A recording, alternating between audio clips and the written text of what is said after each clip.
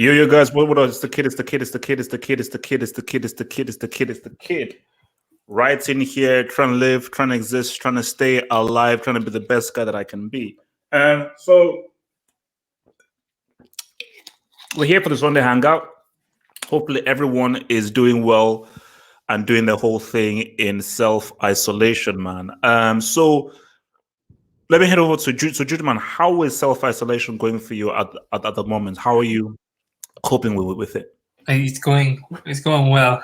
I have a lot of stuff. Oh well, so why is it? Why do you have like escorts and like female entertainment in your house or something? Or you live in a man? And I know you're rich, but oh no, I'm not. Details. Look, I have lots of books I have to go through, so that's good, and I have lots of like assignments, so this is good for me. Like, I mean, condolences to people who have lost, but I mean, I think I've benefited from Corona. I've benefited because I have more time to accomplish stuff that I had to do. Okay. So you actually think that actually being at home and staying at home has actually been more beneficial for you in terms of things that you can accomplish and do? Yes, because I was so productive. I've accomplished a lot of ththings that I needed to do, so this is great. Okay, all right. And Hazem, what about you? How is self-isolation treating you, bro? Yeah, man, similar to Juju, man. Actually, yeah, my uni is still going on online as around the world, so I still have a lot of work, but it's also more time to read and improve your knowledge about different things in the world. Yeah, no, and I think basically for me as well. And also, guys, don't worry, I will comment about the Brick Academy case very shortly. I'll comment about that, but specific to self-isolation, man. Yeah, I mean, for me, I still have to produce content, so I still have to be busy with that. So I've been trying to produce content both for the football hot and the half ups hot as well. So just that's doing well. So that's what pretty much keeping me occupied, but also as well there are a lot of books that I need to read. So I think there are books I want to read. I want to get back into making some music as well, and just being creative and productive. And I think I don't know who it was. I think I was discussing with someone that if you're not a creative person or productive person, this must be hell for you. Like if you're just used to, you have to go out. You've got to go clubbing, and all you do is just go out clubbing. I don't even know how you're even surviving right now. And there's some people who are like, I'm stuck in the house. What the hell do I do? Read, guys, read. Expand your knowledge. Exactly. But then there are people who don't read. So which is why so this is all those twists. When you were used to insult all the people that, oh my gosh, you're such a geek and so forth. All you do is read and everything. Now what are you doing now? So all those guys who can read, oh my gosh, this is they are chilled. Very true. For all the guys, it's wild. So basically, so obviously we're going to really talk about managers, greatest managers of all time. But after we do that, there's a little game I want us to play. So I will explain that game afterwards. And I think it's a game that I think Jujuman and Hazem will be pretty good if you two actually were able to do this. So I will explain it afterwards. But before we go there, so this is really jumping off the whole how good is Fergie really vid that I did with Red Devil Studio. And just afterwards, I was thinking to myself that, I mean, how do we... Okay, sorry. Before I get there, let me just explain this to people. So yes, I was allegedly inducted into the Brick Academy during the trial, but I am working on a deal. So I am not yet officially inducted yet, but I'm currently working on a deal. So I will then be able to tell you more details because I will be releasing a specific video very soon as to whether that deal can come through, which will deny me from being fully inducted. So the trial is still open-ended. So yeah, so back to this whole manager thing, man. Yeah, so I mean, like, look, I think that there is an argument where you can say Ferguson is the greatest manager of all time. But then the discussion I had with Red Devil Studios is that I think that there are holes in the argument because you're amazing in the Premier League. I don't care how long you're amazing in the Premier League. That's just the Premier League. The Premier League isn't... You succeeding in the Premier League doesn't make you the greatest. It's definitely a big thing, but it's a top league.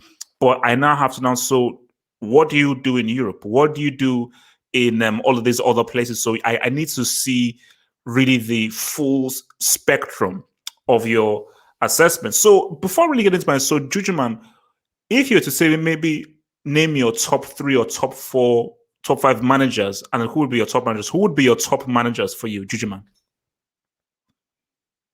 Okay, I think. Oh yeah. My top manager, easily Ferguson is inside there. Josep Guardiola is there, and now it gets tough. I wanted to say. Okay, so Pep and Fergie for you are the top 2. Yes.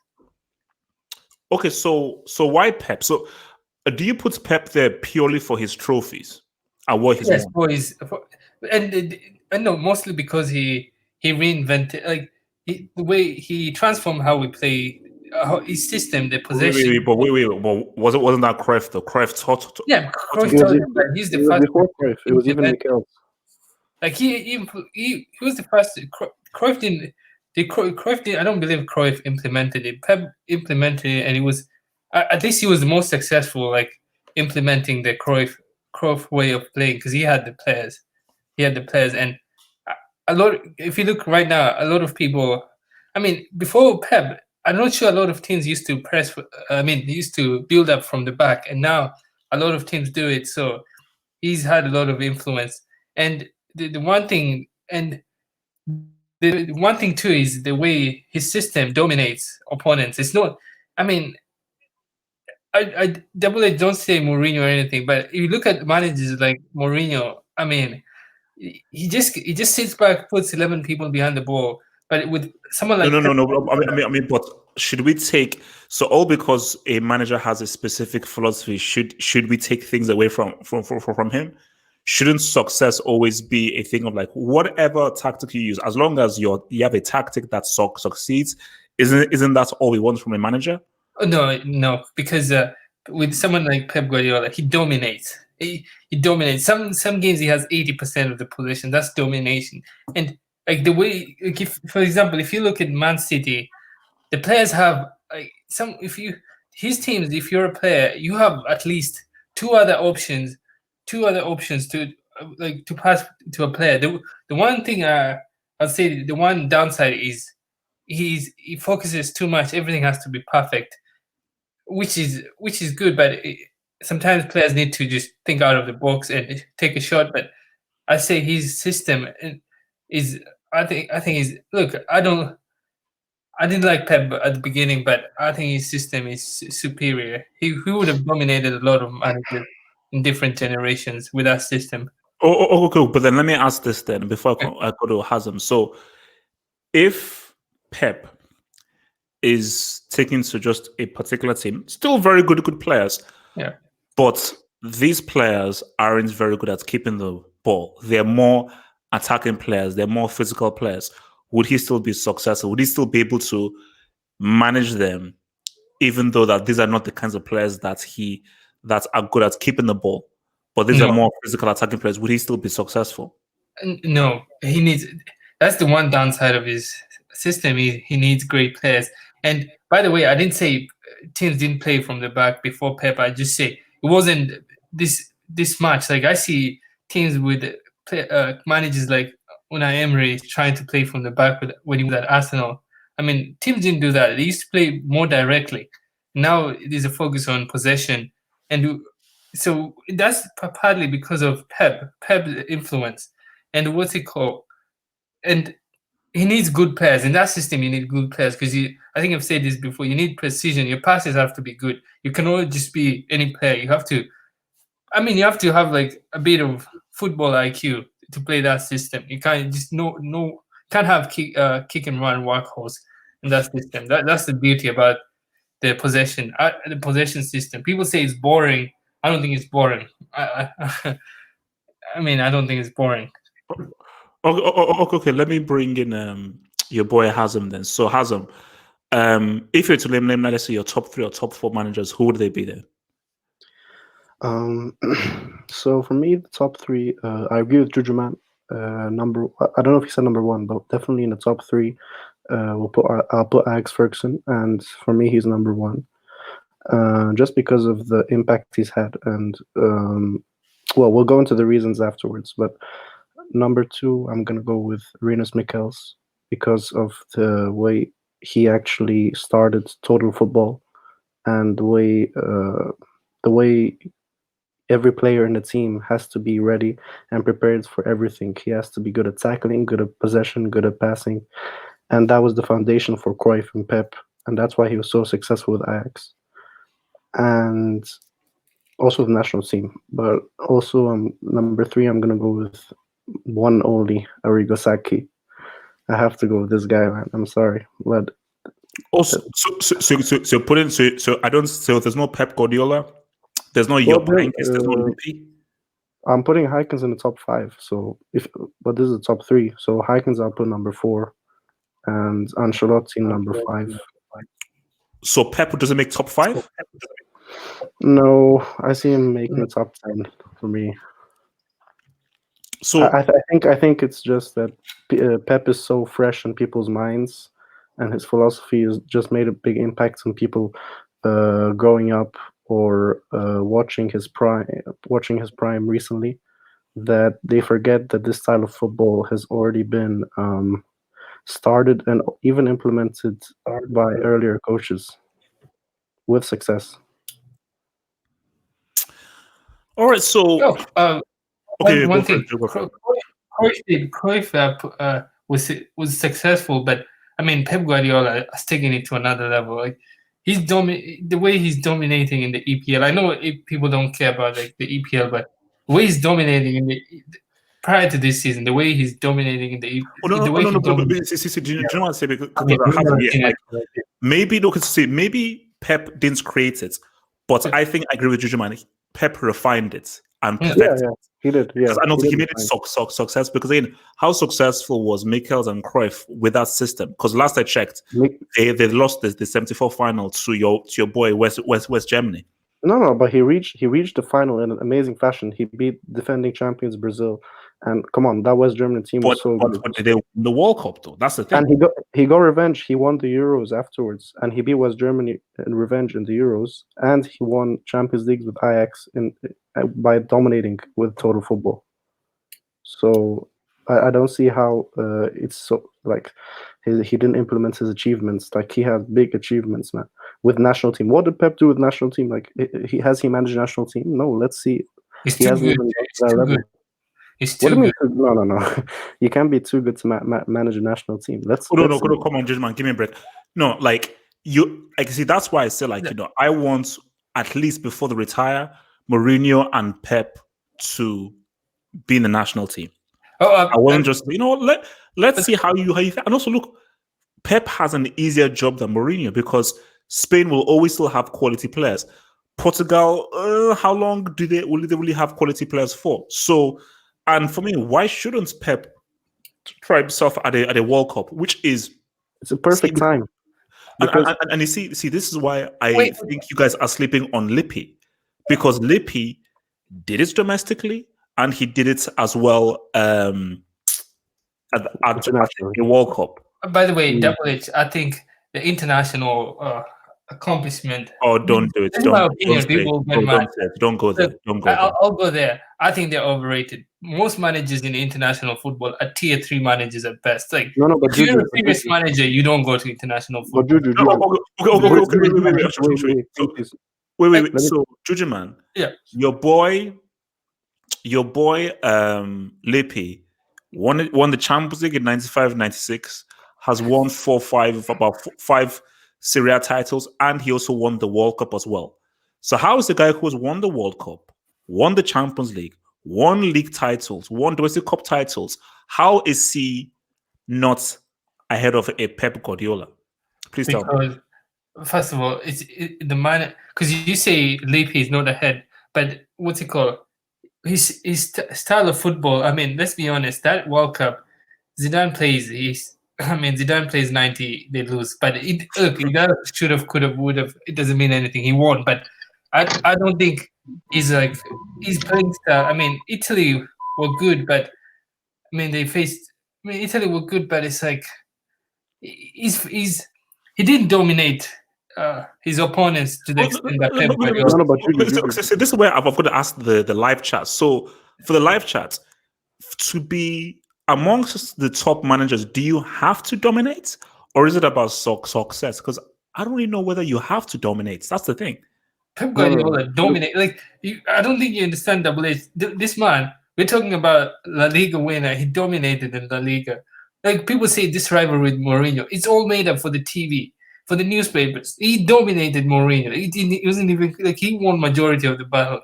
Bundesliga, I mean, he turned that league into a nothing. Like he turned that league into like it's a one team league. Like he won. The man was winning a league in March, and then the Premier League came to the Premier League and record points record points like back-to-back season. I mean, he had impressive 2 seasons, and then not only that, he transformed a lot of players. You remember people like Philip Lahm played different positions. You have Alaba playing different positions. You have and how many different champions positions. did they win? Wait, Jujuman, how many champions did they win with Lamb playing at DM?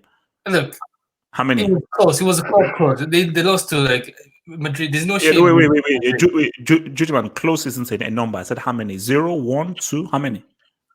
I mean, Okay. zero, controversially, but zero. Okay, zero. But another thing is, I mean, aside, even look at Raheem Sterling. Raheem Sterling improved under Pep. Look how many players under Pep. Like let's compare players under Pep like that have improved. A lot of players. A lot of players have improved under Pep Guardiola. He made them way better. I mean, not way better, but he's improved the players, and he has set the standard for modern football. Like these days, people just don't run like headless chickens. People actually, it's No. I think his Bro. style is great, and he should be. He is not even a debater. He'll retire as one of the best managers ever in the game, in the sport. Okay. So let me bring in Red here. So Red, for you, who would you put as like your top managers? Let's say your top 3, 4 managers, and then your top 1. My top 3, 4. To be honest with you, HH, like that's a tough question. Like I can't really answer that right now because What? like you have to, because like you have to have like the names Saki, Fergie, Pep, Mourinho, Del Bosque. Like there's There you just go. too many out there. Johan Cruyff. Like there's just too many elite managers in history.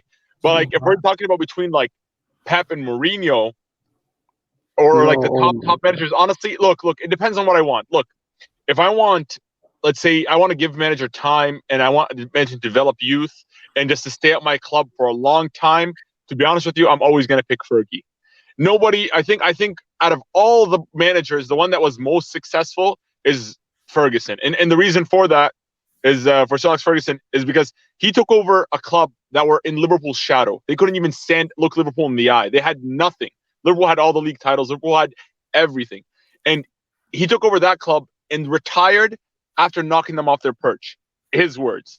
He retired after surpassing them in league titles, after winning European titles, winning a treble. He made United what they are today. United are one of the most, like, regardless of how shit they are today, right now, like their form, like as a brand, as like the recognition, the legends he formulated, all under him. How many teams he rotated and switched up. So for me, like, for just an individual club, because I know like Pep has a very impressive record, Mourinho has a very impressive, because they went to different clubs and they got success with different clubs and they won just as many European titles as Ferguson. But for Ferguson, for what he did with that, like with one club to really take them over for that long a period, like, and it's not easy to do. Like it's not. He didn't really have, like, of course United have money, but like he sort of generated that revenue to spend. He generated. If it wasn't for him, United wouldn't have that money to spend on players. So all that stuff is just him. Like the way he, like, look at, for example, like even development of superstars. He developed Beckham and made him into like a huge no name in England. And then he was able to make that international step and like developed him. You have Giggs. You have Cristiano Ronaldo. Like he scouted Cristiano Ronaldo. Yep. Like people say that story that, oh, they played against Sporting Lisbon. No. United were already in talks with Cristiano Ronaldo before that even match. So when that match happened, they just rushed the deal. They had first dip. He scouted Cristiano Ronaldo. Like, regardless of how you rate Ronaldo, he's one of the greatest of all time, and he scouted him. Like that alone. Aside from, if you want to, just look at all the talent like United have over the years. It was all Mourinho. Okay, so Wait, Matt, can I so- just do you quickly think- respond to so Juju, man? wait, so do you think Cristiano would have been this top tier goal No. scorer without Fergie? Ronaldo will What- say it, AH. Cristiano Ronaldo would say it himself. He Yeah. said that Wait. like Ferguson was like a father for him. Ferguson because like he Right, was I'll push like, back on your argument. I think with Ronaldo was really good. Like word on the street was this guy is good before even he went to United. Like Madrid were looking like at but Ronaldo. here's There's a lot the of key No, but there's difference. difference between Here's the talent. There's difference. difference between First of all, talent and Ronaldo- Oh, yes, guys, one at a time. That's okay. So Juju man, finish your points. I'll go to Red, then back to Hazem. So Juju, Yes, yeah. I was saying there's a lot of with Ronaldo. Like it's like there's a lot of teams that were looking. Madrid were looking at Madrid was looking at Ronaldo. Real Madrid was looking at Ronaldo even before he signed for United. A lot of the word on the street was this guy was good. Like but United were the first ones to act, and he signed for United. Yeah, but here, can I respond to this? So Yeah. here's the thing, Juju. Let's look back at Quaresma and Ronaldo because look, guys, Yeah. you guys can all look back to footballing forums from 2001, 2002, 2003. Ronaldo was nothing compared to Quaresma. Quaresma's hype was the shit. That's why Quaresma got the big money move to Barcelona way before Ronaldo. But the difference is under Ferguson was able to concentrate that talent because Ronaldo was always slandered for like, oh, he can't head the ball because he's too pretty and he's scared of the ball. He doesn't want to mess up his hair. And now look at him. He's one of the greatest headers of the ball of all time. He was also considered it to be like just a selfish one-trick, selfish, just selfish. And all he does is just skills and pointless tricks. Ferguson concentrated that. Ferguson instilled that mentality. You need a manager to help when you have a young player. You need a manager to help guide you and make sure you put your work first and you have that motivation and that dedication. Ferguson helped Ronaldo develop that. Of course, I'm not trying to take credit from what Ronaldo did for himself, but Ferguson obviously had influence and impact on that. And whereas Quaresma, he just went for the money move, didn't really have the proper guidance, relied on his talent, and that got him nowhere pretty much. Well, he won a Euros and he has a couple of trophies under his belt, but like he could have been way, way bigger. So having that talent and scouting and knowing that these players are big is one thing, but these players also have to have desire, and you need a proper manager to be able to instill it. Because look at all these players under Ferguson. Like, for example, if I tell you Ryan Giggs or Paul Scholes, if we're talking about technique, they're not the most skillful of all time, but what they did have. No. Scholes was Scholes. Scholes was incredible. Scholes was incredible. Don't get me wrong, passing and all that, but it's not just passing. If I were to compare it to other midfielders, they have more utility to them. But what I'm saying is that they Ferguson elevated their level. He had them playing at a higher level than what they were. Their ability was. Yeah, okay, true. That's fair. Because again, that's proper management. That's a manager that makes the players care about the club. Look at for all these United ex-legends. They love that club. To this day, they all rep that club. Evra's been to so many clubs, but he reps United because his years under Ferguson were incredible. Ronaldo, to this day, he shows nothing but love to United. All these players, because again, Ferguson made sure that players were all happy. He kept them all motivated. Even if you look at his there's a ton of stories about him after they've lost Champions League finals, or Ronaldo wanted to leave to Madrid in 2008. His sway kept Ronaldo for another year, which is to keep a Ballon d'Or winner for another year at your club. That's not any manager could do that. Okay. Okay. Wait. Before I go to Hasan, let me just quickly take this chat real quick. So, armchair critic. So, who says? Thank you for the super chat. Says that his role is Fergie, Rhinos, Michels, Pep, Mu, Saki. Wait. Are you kidding? Which Valverde is this? Because I only know one Ernesto Valverde. So please specify that. All right, Hazem, go for it. Yeah, so actually, at this point, I agree with Red. I was going to say a similar thing, actually, that the fact that Ronaldo was being scouted by many clubs and he was a great talent, it doesn't necessarily show that that's it. He was going to be one of the best players in history just because of that under any coach. No, a talent by itself is just a talent. How many talents have we seen that have not become good players, either because of mentality or because they weren't in the right circumstances? Okay, Ronaldo had a great mentality, but also he went to the perfect coach, to the perfect United team that could help him grow. And Ferguson really, really made Ronaldo's peak come out. And I think until now, Ronaldo's peak was even in United, even more so than in Madrid in the later years in United. So for me, Ferguson, the way he developed Ronaldo, the way he moved him around and adapted into the team around Scholes and Giggs, that was so good. So you can't just take away Ferguson and just say, "Oh, Ronaldo is an amazing talent," and you need coaches um, to develop a talent. And Ferguson was the one who did that. And to develop a talent to become one of the greatest players of all time, that has to say something about the coach, and that the player remembers Ferguson as the the one who was the most influential in his career. That also that just shows how much Ferguson plays a role in that. Also, can I respond to Jujuman's point about international football? Okay, go for it, man. Go for it. Yeah, so like for me, international football is actually a really good measure for a coach's philosophy and how he can implement it in a team. Because, like for example, if a coach has a philosophy and he implements it in an international scene, that means and it works. That means his philosophy is really, really a proper philosophy. So, like this is why in international football you have players that are most of the time not playing with each other. You don't have training session. You don't have that many training sessions to have with them. You don't have the time to spend with them. You don't have the time to develop players according to your philosophy. So when, for example, like Mikhails came to Netherlands team, and immediately in the first tournament you implement the philosophy and it's effective, and you can see the system. That means that philosophy is successful, and that means a coach is really a top coach. Because if you are implementing the same philosophy that you're using in clubs and using it in country, that means your philosophy is really, really good. And for me, that's why international football is really important in determining how good a coach's system is. Of course, I'm not saying that a coach has to coach internationally in order to be considered one of the top coaches, but I'm saying it's a really good marker. So, for example, if a coach has a team, if a coach implements philosophy only in clubs, and another coach has the same achievements or similar achievements club wise, and he also does it internationally, for me, I'll place that coach above him. All right. Okay. Yeah. Wait, Jujuman, before I want to just bring it to you guys. So, Sean, who would you say are your top managers then, Sean?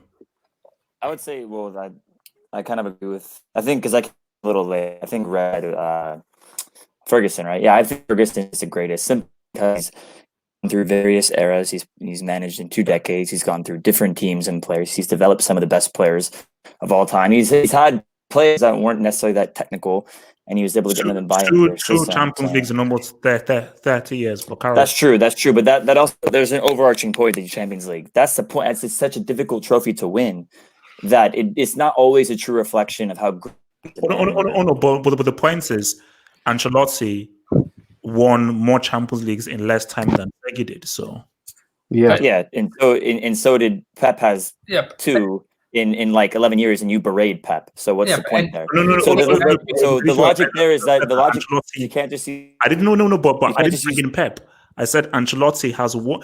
I'm not taking anything away from Fergie. I appreciate it's Fergie, but I'm just saying that we need to just sort of investigate the points of Ancelotti won more Champions Leagues in less time than Fergie did, and Fergie spent almost 30 years at United. He only gave me 2 CLs, but carry on. Right, that's right. So yeah, I think there's comes for in any manager in any specific criteria that you can possibly choose. But I think that if you're really going to evaluate the entirety of his career, you have to look at what he's done. He's in many Premier Leagues. He's gone through. He's beaten Arsene Wenger. He's beaten Mourinho. Your connection is cutting up, bro. Your connection is cutting up. Okay. Oh, sorry. Is it okay up? No. It's a bit buzzy. Actually, maybe come out and come back in. Come out and come back. Can I respond to? Easy. Yeah. Let me bring in your boy Montal. So give me your top managers. Bro, right now I don't have a list, because it's a really difficult question to answer, bro. True. But for the time being, I can give you right now, but I might miss some of the big names, so please, forgive me for that. For example, Ferguson, then you have Jupp Heynckes, then you have Enrico Sacchi, then you have Pep Guardiola, Mourinho, you know, and Ancelotti, likes of, you know, all these managers. So I don't know how you're going to fix for top 5, but still, I believe like these guys are like top 5. At least one of them should be, you know, top 5 joint, you know, top 5 list. And yeah, for me, bro, okay, for a time being, I believe that the greatest manager of all time. For me personally, I have two questions to answer. Like, you know, so in a sense, it's not that easy to answer the question, because there are, like, you can criticize Ferguson's, you know, early days Premier League titles, which at that time Premier League was not top league in the It world. was a brick league. Yeah, yeah. I mean, Serie A was like miles years ahead of This is true. EPL, This is true. and even La Liga was superior at that point. And I believe Prem was like, it's not that globalized league like they used to. Like, I mean, they used to, you know, I mean, sign European players, foreign players, but not like Prem and sorry, not like Serie A and La Liga. And like you can criticize, you know, early days of Ferguson's league titles, but if you see overall career, the entirety of, like, you know, longevity and everything, I believe he should be, you know, an argument for GOAT, or he should be a GOAT. You know, I mean, it's not wrong to, you know, back Ferguson to claim as like his greatest manager of all time, because you know, it depends upon which term you're using, because once you use the term greatest, not the best. So I believe that then trophies, and then your number of Champions League you've won, I mean, difficult matches you played, and how many times and how successful you were in your league and Europe as well. Give me a name. I need a name. If you have to say a GOAT, who would your one GOAT be as a manager?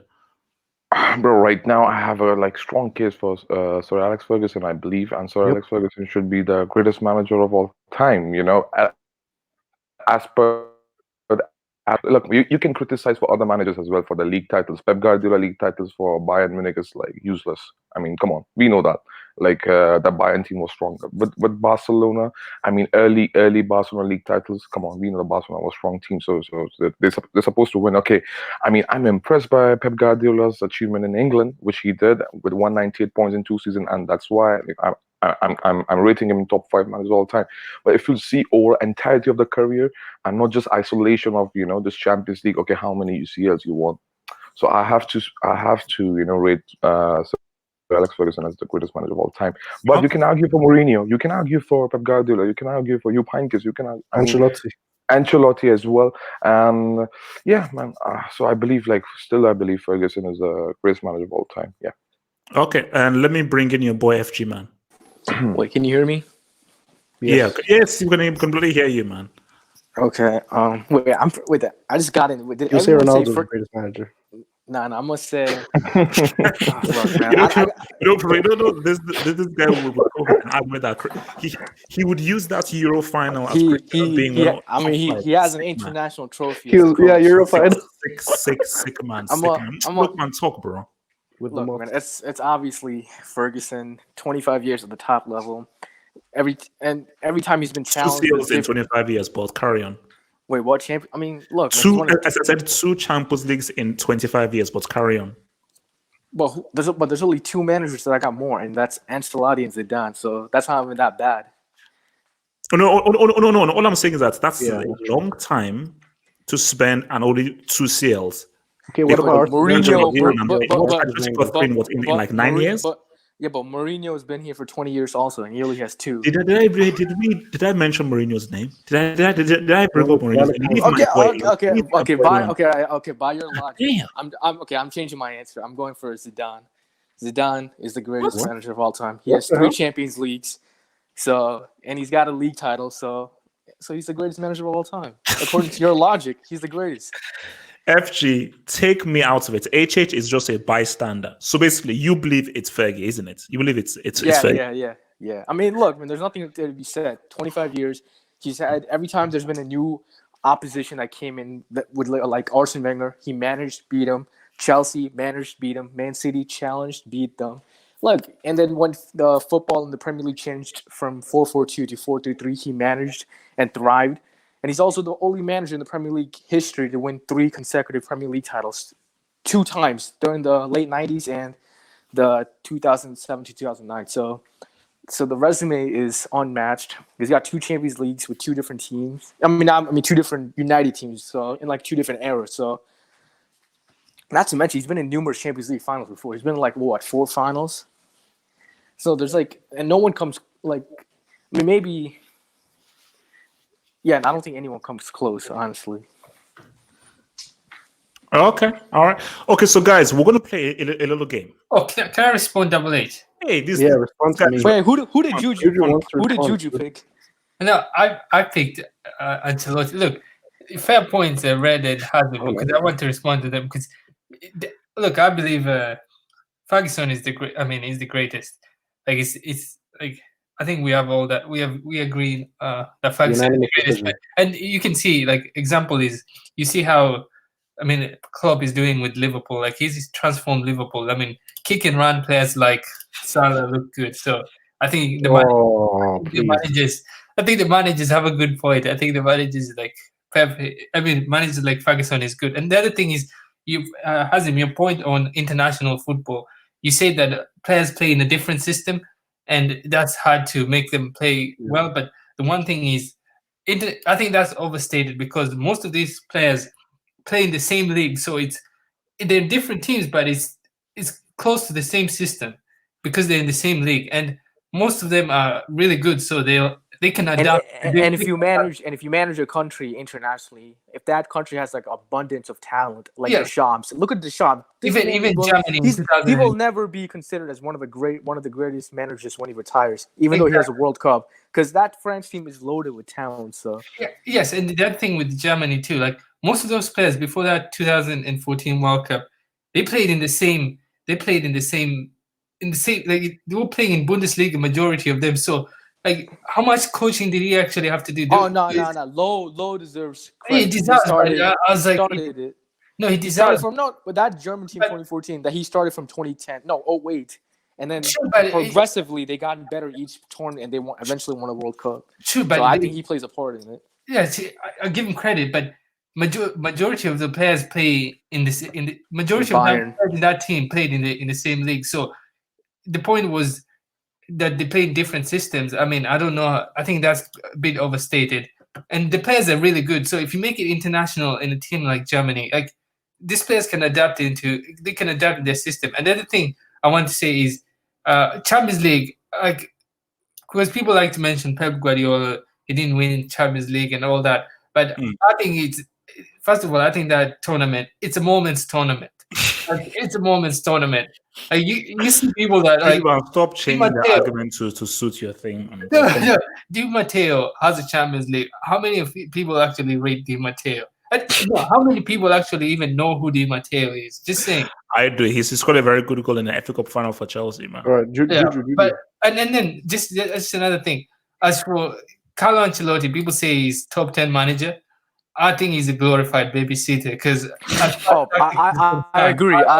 I agree 100%. He's not a great manager, man. That is not true. No, that's not true. FG, that's not true. Wait, this dude, the guy that gives me 3 CLs. We can bring facts. I love facts. Wait. He joined Chelsea one season, right? And he beat Ferguson. Oh, go ahead. Sorry. Go ahead. Yeah, and he got sacked the next season. Yeah, and not to mention, he had PSG, a stacked PSG team in League, got only 1 league title. He had Madrid. We know the mentality of PSG, man. Come on, we know that. He only won 1 league title in that during that time. And then in but Real you have to give credit to he had the best squad. He had the best squad and failed to win La Liga. This is the problem with he won the Champions League with Real Madrid. No, dude, he is. If you look at Ancelotti, he only got the Champions League. His league in the league. Awful. He does not. He's awful. Bro, he does not. I'll say. Bro. That's not an argument. I'll say the one downside with that. He doesn't rotate. Yeah, it doesn't rotate. Like in 2015 when Toni Kroos played for Madrid, I thought he was going to try to kill him because he didn't give him any rest. Like this man played. Dude, he had the best squad entire season in 2015 and couldn't rotate. Everyone was very concerned because it's like, please rest Toni Kroos. This man is playing every week. Like, and not to mention the amount of times he faced Diego Simeone in that season and couldn't beat them. apart from that Champions League bro. in the second leg. No, wait, And wait. Didn't everything He Mourinho never lost? he No, never wait, changes his tactics. FJ, didn't Mourinho lost to Diego Simeone and Copa? Yeah, Copa del Mourinho is Rey not that great either. What the Yeah, hell? no one Hey, did Mike, that. leave Oh Mourinho Mourinho out is of it, not that man. great. Leave Mourinho alone, man. Dude, look, No, I'm no. telling you, I'll mention these three names. These three names should never be mentioned among the greatest managers: Ancelotti, Mourinho, and Pep. Never. These are all frauds. Bro. All Ancelotti. frauds. Wait. Pirlo career. Why is Pepe a fraud? I mean, All this those is trophies? he's a checkbook manager, man. Checkbook manager. Mourinho started the checkbook manager, by the way. He was the founder. He's the founder of the checkbook manager stuff, and Mourinho is like a fossil. He did not age well. To be honest, it was longevity-wise. Vincent Bro, Del Bosque who Ancelotti started gave this so many thing. players careers. He gave Pirlo career. He gave Shevchenko career. He gave Inzaghi career. Who? You're acting as if these players were amazing before Ancelotti, bro. I'm not saying they're no. I'm saying that he underachieved. He Maria's underachieved. best season. Di was Maria's good. best season was under Ancelotti, though. He's underachieved in every team he's been. Why He don't had FG great has it, stacked bro. teams. FG, who suggested Ronaldo to play more centrally in Real Madrid? Can you answer my question? Who suggested? No, that was Mourinho. Mourinho made him. Dude, Nah, before get out, man. Ancelotti, Ronaldo scoring 60 goals a season. Ancelotti who suggested him to move And more. with guys, all those goals, literally with all those wait, goals, wait, he's finished Wait, his guys, trophyless. chill. We'll be here for you, guys. Chill.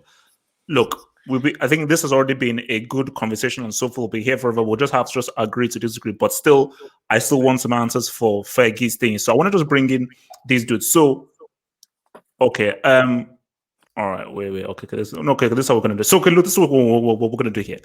So I have this game I want us to play. This is called the mystery game. So it's similar to football battles, but with a bit of a twist. So what's going to happen is it's a 1v1 situation. And in this 1v1 situation, I will give one dude a player and another dude a player. You have a few seconds just to think of a good argument for that player. Then the one dude has 1 minute to tell me why this player is better than the other player. Then the other dude has another 1 minute to say why his player is better than the other player. Then I have about 30 seconds to now do a rebuttal. Then the people in the live chats will then decide who came up with the better arguments. The key thing here is this. It's about how good your argument is. So even if it's a player you don't like, I'm not here about what player that you have. I'm here about how good is your argument. Can you come forth and bring a compelling argument for a worse player to be as good or better than a better player? So for guys in the live chats, when your market is, because people in the live chats, you will represent the streets and the people. You will be deciding who wins. It's based on the argument. So the key thing is, please, people in the live chats, mark this and grade this based on the quality of the arguments. Forget about the players that I give each of them. Focus on the strength of their arguments, and then I will then be able to grade you. So obviously, I know I've got guys in, so it's going to be 5 each. So I've got the names and the name. It's going to be 5 each. So we're going to have Jujuman v Hazem, FG against Montaha, and then hopefully if their mics are working, Sean against Red. So that's what we're going to do, man. Just don't give me that bum Okocha, man. LG, bro, you better watch your mouth, man. Okay, so don't do that. So, all right, so Jujuman Hazem, are you both ready? Yeah. Yeah. I was born ready, man.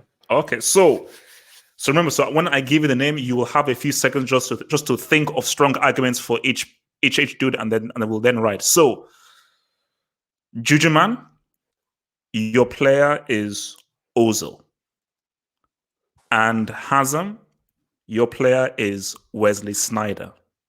Ooh. So I'm going to give you time just to think of strong arguments for your player. So Jujuman, you have, and remember, Jujuman, you have peak Ozil. So any player I give you, it is them at the best. So Jujuman, you have Ozil 2010 Germany and Ozil during his Real Madrid time. So it's peak Ozil, and Hazem, you have 2010 Sneijder. So Sneijder added his peak. So I have lots of argument against. Okay, just give it that. All right, so Jujuman, your 1 minute starts now. Go. Okay, so Ozil is a great player. I mean, not only he he came from he played for Real Madrid when he was at a young age. Madrid was beating Atleti easily when Ozil was playing. And then the other thing is, as far as assists is concerned, his numbers are close to Messi. Another thing with Ozil is easily how many times he's been voted German's best player of the year, how many years consecutively. Another thing with Ozil is, I mean, he carried the Arsenal for a while. I mean, and then the other thing is with the World Cup, Ozil he won a World Cup, arguably one of the most important players in that World Cup. And then what's another thing with Ozil? I have I think that was it. All right, so Hazem, your 1 minute starts now. All right. Wesley Schneider, one of the best number 10s of all time. With Inter Milan, I think that's his most significant achievement. I think that is one of the best individual seasons of all time, because in that treble, he was literally the most influential player in that team. He provided the assist for Milito. He made Milito one of the great strikers of the generation. For the Netherlands, he led them to the World Cup final, and he was very influential in that World Cup. And the style of player was Schneider. Great passer, great versatility, great movement around the ball, great ball control. For me, all of those traits he has better than Ozil, better passing than Ozil, better vision. And he, in terms of achievements, I think that even though Ozil won the World Cup, I think Wesley Schneider was more influential in the treble in order to put him ahead of Ozil, and his influence on the team was better, and he was the center of that team. So that's why I put him ahead of Ozil. Okay, so Jujuman, do you want to respond to Hazem? 30 seconds to respond to any points that Hazem made. Yes, Ozil first. I mean, Wesley Schneider is no good. Is no better than Ozil at passing. That's false statement. Ozil is close to Messi at passing. Another thing, reaching a final doesn't mean anything. Actually, Ozil actually won the final, so reaching the final is the biggest loser. Another thing is Syria. I mean, 2010. It was instrumental, but how many Ballon d'Ors? I mean, 0. So it didn't mean anything in that. It didn't win anything. So as far as I'm concerned, that season could have existed or not. So he didn't win anything. No effect apart from the trophies. Okay, all right, okay, that's it. Your 30 seconds is off. Hazem, 30 seconds starts now. Okay, so you made argument for Ozil by saying that Schneider reached the World Cup final and he didn't do anything. He lost the final. Okay, Ozil won the final, but he also didn't win a Champions League with his playing abilities. And you said Ballon d'Or. Ozil doesn't have a Ballon d'Or, so that shouldn't be an argument for Schneider. And I don't consider. I think Schneider deserved to win the Ballon d'Or. I think what's more important is who deserved to win the Ballon d'Or than who actually won. Because I don't think Messi deserved to win in that year. All right. Okay. So, guys, in the live chats, you can choose who won. Who came forth with the best arguments? Not which player you think. Who do you feel came best with the best arguments? You can choose. So now, FG Muntaha, are you guys both ready? Yeah. Actually, no. So FG and Muntaha, in your view, who do you think won that based on quality of arguments? For me, I think so. Hazem won because of I believe that the way he explained the points and articulate not just in terms of passing. I mean, he tries to cover most of the ground with respect to Schneider. And Juliman was close, I believe, but I believe Ozil was not that strong personality when you compare with Schneider. And what about you, FG? Who do you think won that based on quality of argument? I'm gonna go with Juge just because of the World Cup factor he mentioned and the passing and the talent of Ozil's and it's the fact that his season, like when Juju mentioned, is better than the ones Snyder had. Okay. All right. So FG Muntaha, are you guys both ready? Yeah. Just don't give me any player from the 90s or 80s, man, please. Okay. Muntaha, your player is Shevchenko. Mm-hmm. And FG, your player is Henry. Henry. Oh my God. So Muntaha, you have Shevchenko. FG, you have Henry. So just give you some time just to understand those players. All right. So Muntaha, your 1 minute starts now. With respect to Shevchenko, first of all, like he was the most clinical number 9 in one of the AC Milan's history. And I believe after Marco van Basten, he was one of the most lethal goal scorer in Europe back in those days. And he scored so many clutch goals for AC Milan back in those days. Like, he was great. His eye for the goal, his first touch, his movement inside the boxes, his off-ball movement, and he's not just great number 9. I believe compared to Henry, he is more clutch than Henry. And there are many other facets of Shevchenko. I believe that he's more versatile when it's come to number 9. When I mean versatile, it's not just linking up with the play. I believe he has better finals record compared to Henry. He's better penalty taker than Henry. His heading ability is better than Henry, and his more clutch as well. And with respect to the AC Milan team, he was the only attacker in that team. The overall attacker in that AC Milan team compared to the Arsenal your minutes team. finishes now. All right. Yeah. So FG, your minutes starts now. Okay, first of all, this should not even be a debate because Henry is far better in terms of talent, ability, in terms of achievements, everything. Henry, one of the most talented strikers of all time. He's definitely top 5 strikers of all time. One of the greatest Premier League players of all time. Internationally, he's won World Cup. He's won the Euros. Not to mention, longevity-wise, Henry's career is much, much far greater than Shevchenko. For Shevchenko, who flopped in Chelsea when he moved from AC Milan, and not to mention Henry, he's done it at Arsenal. He took Arsenal from a small club to a big club. He even took them to a Champions League final, their only Champions League final in their history. He was the main man. Even though he didn't do good in the final, he carried them all the way. Then he went to Barcelona and helped Barcelona win their first ever sextuple. No club has ever done that, and Henry was an integral part in that. So in terms of ability, talent, consistency, international, Henry triumphs Shevchenko in all those departments. Oh, wow. Perfect. Just on time. So, Muntaha, 30 seconds to respond to FG. First of all, Henry was failure in Juventus when he joined Juventus, and secondly, Shevchenko was being always, known as not a prodigy, but a great talent when he entered to the club football. He represented a country, Ukraine, whose population is hardly 9 million, and he's been voted 2004 Ballon d'Or award as well, and he won that. Henry has been known as a flop for Arsenal, missing 2 sitters in the Champions League final, where Arsenal fans are being blind to not to call at him. Thirdly, he scored hat-trick against Lyon in the Barcelona team. Okay. Time is up. So FG, your 30 seconds starts now. Okay, for that Juventus claim you mentioned, Henry was at this early stages of his career where he was a winger, so I don't really think that's his fault. Whereas Shevchenko, when he moved to Chelsea, he was at his prime. Chelsea bought him for a great record fee back in that time, and he flopped awfully. In terms of, Shevchenko is a great striker, but like I mentioned, talent, dribbling, passing, IQ, it's the only thing Shevchenko has over Henry is probably more clinical, but that's it. Okay, all right. So, guys, in the comments, tell me, who do you feel won that bout between FG and Musa? Who came with the better arguments? Forget the players. Who came with the better arguments? So, Jujuman, who do you think won based on the arguments? WG. I can't believe his name is LG, bro. His name is LG. Okay, but why so? Why so? That came out of my mind. Because first of all, I don't know how he was able to come up with arguments to support Henry. You know how I rate him, man.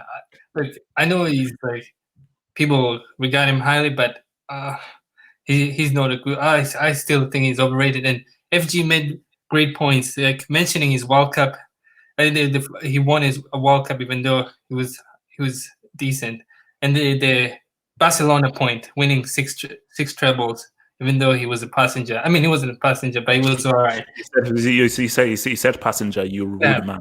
Yeah. So I think FD made a good point. Munta made a great point too, because Van Basten, he was a good player, but I think overall, I would say FG slightly made a better. Okay, what about you, Hazem? Who came up with the better argument? Definitely Muntaha. I mean, wait, Hazem, is this AC Milan bias, or are you being truly objective here? No, I'm being objective. I don't see any of FG's arguments as really presenting a challenge to that, because the arguments Muntar presented are just that's how it is. I mean, Shevchenko.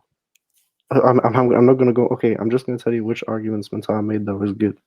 First of all, he said that Shevchenko proved it in the Champions League, and he proved it in the Italian league, and Henry didn't do anything in the Italian league.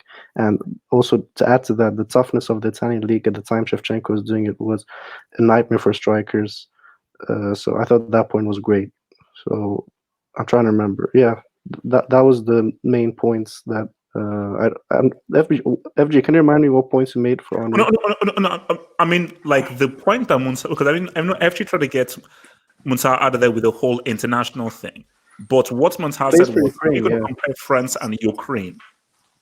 So that was when I was okay, like, what about France? but I could mention that the whole Juventus thing with Henry is unfair because Henry was like early No, but stage he career. flopped in the young age, isn't Yeah, he flopped at 19. Guess what? Shevchenko flopped at Chelsea in the Premier League. Yeah, but at like his still, prime. That's even Shevchenko worse if proven you think of talent, those right? And but factors. he was proven talent in like since the young age till AC Milan. Like he proved everywhere, you know, in Italy, even in Champions League and with European qualification with Ukraine, he was the best player. Was Henry best player for France? I don't think so. Okay. So all right. So also, let me. Also, Shevchenko was clutch in that 2003 Champions League final. He scored a winning. All right. So let me just do a quick swap. So let me just put your boys in backstage. I'll bring you back in. I want to now bring in these two. So Red and Sean, are your mics working there? I think. Yep, it's working. Okay. So all right. So I'm now going to give you your 2-1 now. So for Red, I am going to give you Lampard. And for Sean, you're going to have Gerrard.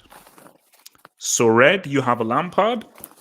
And Sean, you have Gerrard. Just give you a few seconds just to form your arguments. A few seconds just to form your arguments to make sure that you have enough time to form a good argument for the 1 minute. All right. Red, your 1 minute starts now. Yeah, so for Lampard, it's actually pretty easy. You look at Lampard. He led one of the greatest Premier League sides of all time from 2005 to 2007. Led his team to 2 Champions League finals, winning one of them, in which I believe he scored. He also, if you guys remember that in the World Cup, when that greatest England team of all time, when they played against Germany, it was Lampard that scored that goal. Unfortunately, it didn't count. I can go into mention like all the trophies he's won with Chelsea. He's won countless, none of which Gerrard was able to do, even though Gerrard was good. But Lampard was always outscoring him, outdoing him. He didn't have the work rate of Gerrard, but he definitely made up for it in goals and assists. Especially in a team where Drogba was never really a prolific striker. He was always the one that was making the team tick. Aside from that, for Lampard as well, what else do we have? Can we mention Lampard? Yeah, like honestly, there's just so much. Like I'm pretty sure he's a top scoring midfielder of all time in the Prem. Your time is up. So, Sean, your time starts now. Obviously, both are somewhat comparable, but if you look at what Gerrard's achieved, he's won the Champions League in 04-05. He's won multiple FA Cups. He's won a Super Cup. He's won a Player of the Year in 2009 for England. England Best Player of the Year, which is over Lampard, which is more than Lampard. If you want to look at them individually, Gerrard is a significantly better passer. He has better ball control, in my opinion. He works a lot harder. He works more defensively. He's a better leader and captain, in my opinion. Although they didn't win they didn't win as many trophies as Lampard over the years, but that's also predicated the fact that Lampard has also had better players around him than Gerrard in that specific time period. Gerrard has more vision. It may not be as clinical, but he's better at long shots. He's more physical as well. If you look at the totality of what they've done over their careers individually, Gerrard is probably revered upon more. Lampard gets more of the praise in the media because of what he's won collectively. But if you look at their individual contributions throughout each game, I would say Gerrard has done more. He does more over 90 minutes. He works harder. He's all over the pitch. He covers more ground. He's a better passer. He's a better dribbler as well, better at ball retention. The only thing Lampard has is better more goals and assists. Time's up. So Red, 30 seconds to beat him. So pretty much all I want to say is that him doing more is all cool and everything, but like Lampard, just with his goal contribution, is just so much higher. He's scored more goals than Gerrard in less games. He's won more trophies. He's done more. Even for England, when they were both on the same team, Lampard has more goals than Gerrard. For England, when they're both playing the same team, he was able to do more. Okay. Boom, that's done. So Sean, 30 seconds to rebuke now. I understand that you can't just use goals as some sort of barometer between the two because they're not goal scorers at all. Essentially, what they're doing is they're box to box midfielders for the most part. And even sometimes Gerrard can play. He can play cam. He can play defensive mid, and he was best player for England in 2009. So saying even when on the same team, Gerrard over the totality of the 90 minutes, Gerrard does more than Lampard. I understand Lampard gets the praise in the media for more trophies and accolades, but Gerrard does more individually throughout 90 minutes each game. That's why I give the slight edge. Okay, so wait, let me just hit the super chats. Nata says, let FG defend the Messi. What the heck? So that was interesting. So for the live chats, who do you think won that live chat? Who do you think won that? So Hazem, based on arguments, based on quality of arguments, who do you think won that, Hazem? This was a tough one, actually. I think both of them provided good arguments. I'm gonna have to edge it to Sean, just because I just think the arguments provided were very similar, but the fact that Gerrard was more all-rounded and had similar achievements. I know Red presented the argument that Lampard had more achievements, but I think I have great respect for Gerrard because of the Champions League in 2005. So I think that's what Sean's arguments were pretty good. Reds were also good, but that edges it, I think. Juju man? I would say I agree with Hazem. I think this was a really close argument, and the one thing is, I think it was a tie. I'll give a tie, and because first of all, I think I was impressed with the Red mentioned the Lampard goal. I don't know how, like that was a good argument you bring up because Lampard's EPL goal tally is impressive. I think he has more than no. He's the highest goal scorer for a midfielder in the Premier League.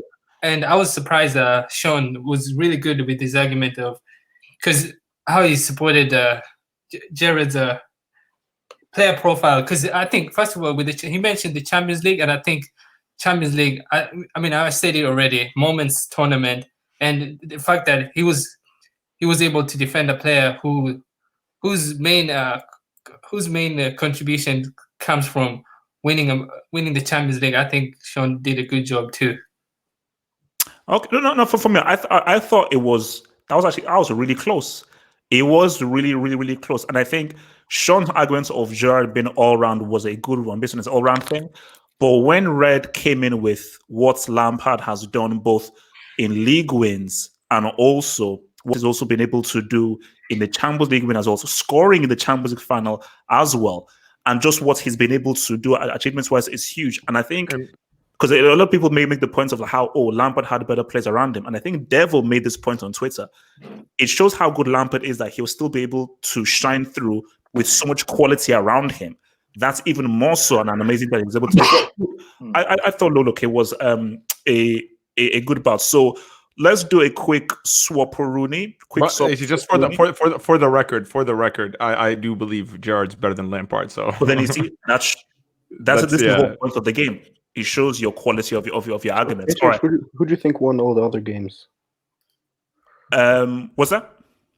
What was your assessment of Muntaha versus FG and me versus FG? Muntaha against FG. No, I think I briefly went to Muntaha versus FG, and I think that was it was close, but I think Muntaha's might have, just based on the arguments, Muntaha's may have been stronger based on his arguments. Because I think when he just used the whole thing of you can't use, because the only thing that FG had was the international thing. But then it's Ukraine. So how can we use the whole point of Ukraine? Because everything else apart from the whole international thing, Muntaha's arguments is strong based off what Shevchenko was able to do in the Champions League, the elite competition as well. Can I just say one thing for? Can I say one thing for Lampard? Red, you should have brought up Lampard finished second in the Ballon d'Or. That would have ended that argument. Red, you missed that. That would have been that'd been ice. Not a good point. No, that would have been ice cold, man. That would have been ice cold. WG, man. Okay, so we're now moving over to Jujuman and Hazem now, and I know how I'm going to do this. Oh boy, Jujuman. I know it's coming. Mane. Jujuman, you have Maldini. Hazem, you have Lamb. See you guys. Take care. So can we? Jujuman, you have Maldini. Hazem, you have a Lamb. So I'll give you a few seconds just Who do to I have? Lamp? Lamb. Oh, Philip Lamb. Philip Lamb. Oh, okay. So I'll have a few seconds just to take in your moments. Take in seconds. Okay. So wait, do you know who went first last time? I went fast. Juju went first. Juju went first. the Okay, first so time. Hazem, your 1 minute starts now. Okay, this should be clear. Lam is a way better player. He's more versatile. He played in more positions. He won the World Cup, and he was one of the most influential players in that Germany team. In Bayern, he played so many positions, and he adapted to different coaches. He adapted to Guardiola. He adapted to even Ancelotti, even though it wasn't successful. Under Heikens, he was one of the most important players, even though and he won the treble with them. Yeah, Philip Lam over Maldini all day, every day. Even at right back, he was better defensively, and going up the field, he could link up with all the Bayern players. While Maldini offensively was very weak. Okay, all right. So Jujuman, your 1 minute starts now. All right. First of all, Paolo Maldini won 5 Champions League, having a part of it was having a babysitter known as Carlo Ancelotti. So that's impressive. 7 Serie A titles. Could play a right centre back and could play a left back. Came through the ranks, AC Milan and Italy. That's one thing. And as another thing, I know Hazem will mention his international career, but look, that was one bad part about him. But as a player, he's accomplished. He even had the Champions League on his head. The celebration every time he won the Champions League. Successful player. He has his defensive contribution to. I mean, he's one AC Milan legend, and as far as as a player, I think he's when we think about Serie A in the 90s, Paolo Maldini and early 2000, Paolo Maldini is the name that comes up. Okay, so Hazem, 30 seconds to respond now. All right, Maldini. Okay, he started off as center back. Okay, he wouldn't have been such a good center back if not Baresi. His beginning of his career was completely carried by Baresi, and Baresi was carrying that team in defense. As for the defensive contribution later, he was playing next to Nesta as well, so he always had good defenders next to him, Costa Curta. So you can't just single out him as the main defender in that team. Lam was good defensively, and he didn't always have the best defenders, and he saved Bayern's ass many times. And also about clutchness, Lam was clutch and won the World Cup, while Maldini in 2005 bottled it. He was the captain of that team. He should have carried that team. Dagger. So, That's a dagger. Okay, Hazem, that's it. Jujuman, you have to respond to that dagger. Okay, Jujuman, your 30 seconds starts now. Damn. All right. First of all, I think that Lam played in one club. I mean, one club match, and another thing is Champions League. He only won one. So as far as Champions League is concerned, he's not that impressive. And another thing is how good. I mean, with the World Cup, how much did he contribute? As far as I'm concerned, Lam was just another passenger in the team. He didn't stand out. I mean, people say he stood out that much, but I didn't think he stood out that much. And another thing with Philip, I mean, you mentioned he flopped in the 2005 World Cup. It wasn't his fault. I mean, it wasn't all Paolo Maldini's fault. And okay, boom, 30 seconds off. Oh, that was good match. Oh, that was painful, man. Wait, let me just hit it. So from Yassi Saeed, who said he also did a KDB v Pogba. Pogba 10 times better. Well, Yassi said, wait and see. Maybe he's on there, maybe he's not. So before I ask FJ and Muntar, and again, live chats. He killed me. Hazem, you see, this is why I like this game. Because we know how much Hazem loves his Milan and Maldini. But when he came with the dagger of that Champions League final, that was a dagger. Yeah. That was a dagger. That was a dagger of an argument. But so FG, who do you think won that based on an argument? I'm gonna go with Hazem, mainly because Hazem knew Maldini in and out, so he knows how to exploit Maldini's what do you call it? Weaknesses, underachievements. So it was mainly Hazem. Yeah. All right, Muntar, who do you think won that based on arguments?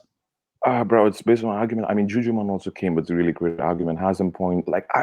I believe like the point where Hazem won is like when Hazem discussed about Baresi, Iniesta, and like the Maldini used to get very much differences support in his days.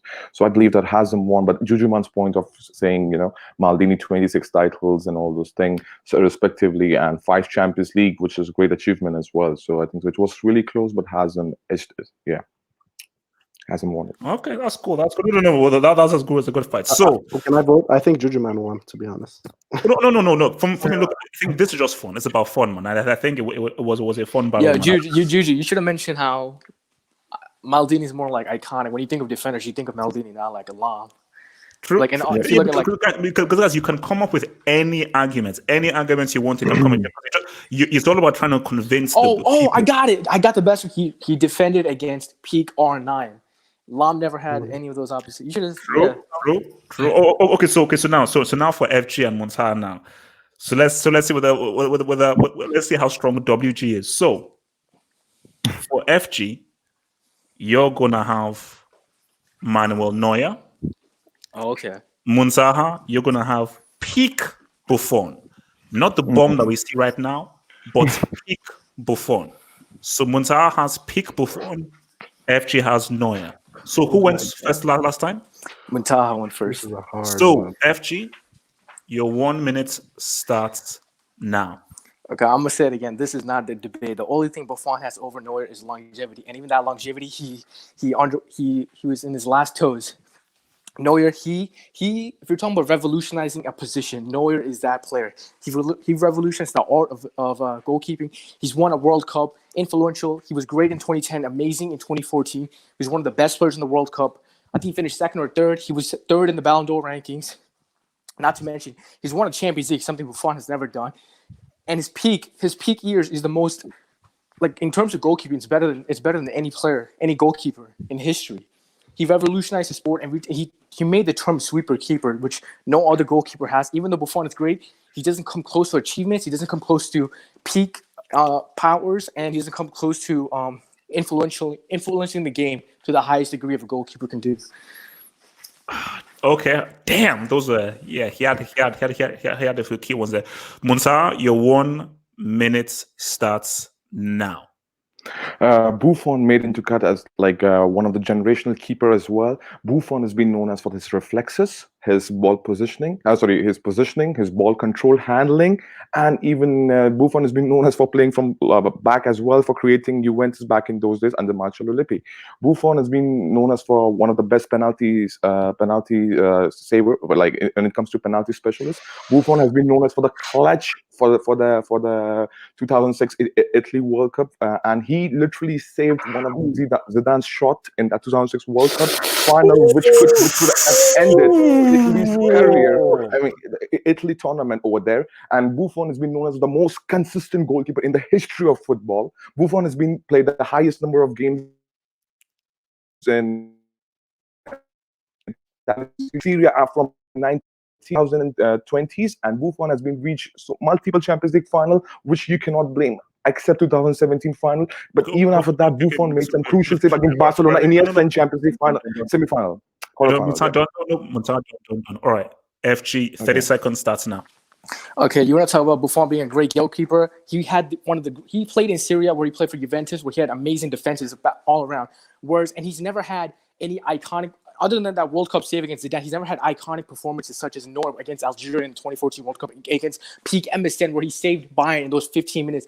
Not to mention, if you're talking about Buffon's longevity, guess what? At the end of those years, those last 10 years, he's gone downhill. He has ruined his own career due to him not retiring. Whereas Neuer, he's not enjoyed his reputation. Okay, Musa, 30 seconds starts now.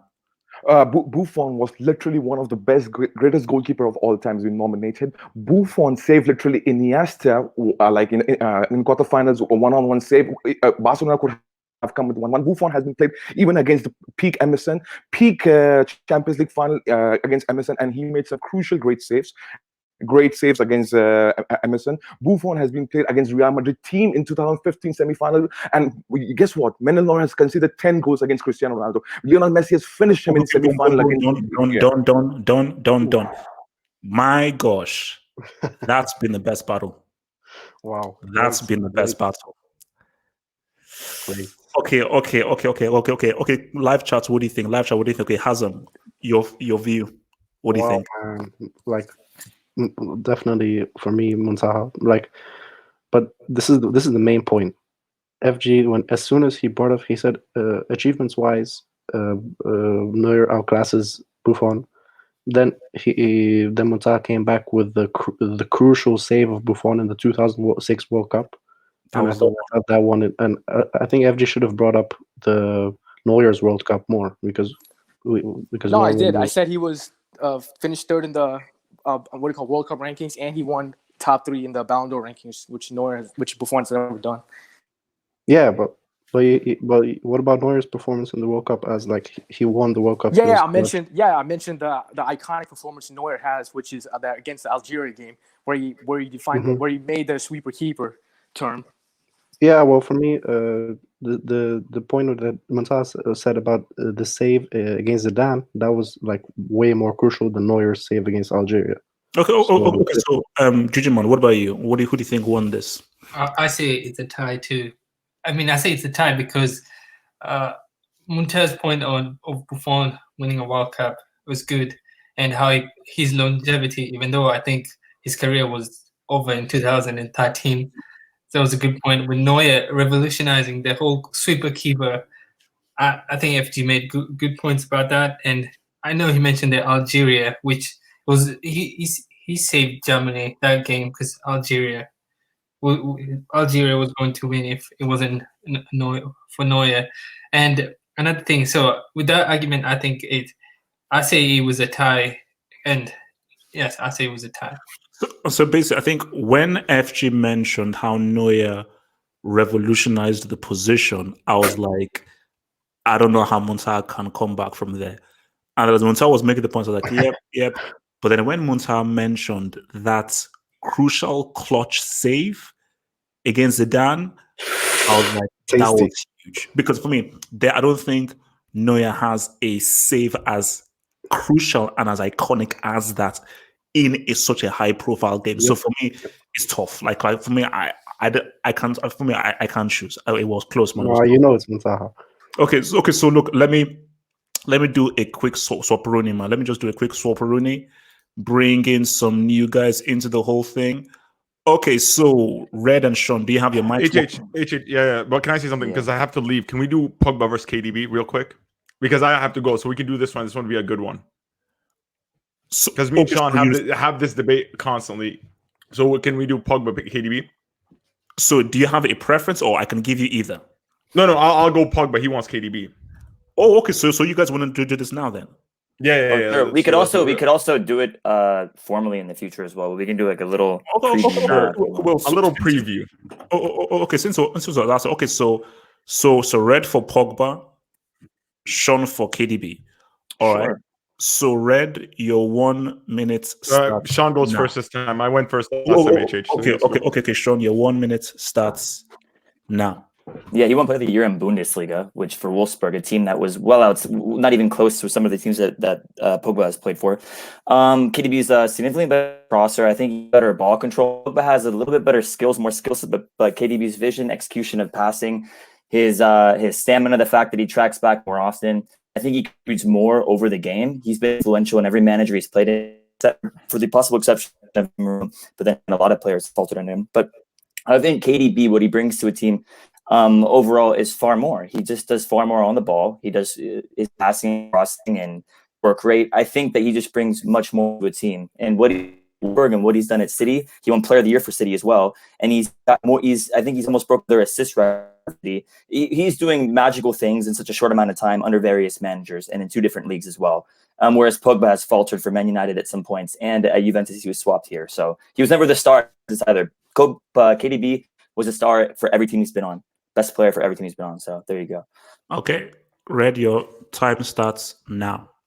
See, the key thing here is longevity. Pogba's been a serial winner since he came onto the scene when he was 17 years old. Won the Euros under 17, Euros under 19, World Cup under 20, World Cup 2013. Was Player of the Year, won the Golden Ball. 5 years later, grows up, goes to France, wins the World Cup with them, scoring in the final. Crucial goal, a goal that he created from the left back position to Mbappe. Scores with his, I believe, with his left foot too, his weak foot. Scores and wins France their second World Cup ever. Aside from that, he got his big money move at a young age. He went to Juve, won 4 Scudettos in a row. That was early, not when they had like 7 already. That was early. KDB only popped up in the scene in his later years. He only got his big money move in 26. Pogba was a serial winner from the age of 17, and he still has time to catch up and outdo KDB because he already has more league titles, more international trophies, more individual accolades. His array of passing is much larger. He doesn't just cross. KDB has 1,000 crosses in the Premier League. That's all his passing stats come from, all from crosses. Where Pogba, he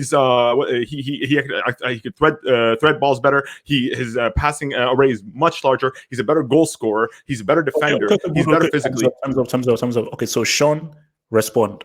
He's not a better defender because KDB drops back a lot more than Pogba does. And if you look at the totality, you can't look at just their youth league. What KDB has done, his high points are much higher for the possible exception of the World Cup. But KDB does far more throughout a game. I know you say Pogba has a variety of skill sets in terms of passing, and it's not just crossing that KDB does.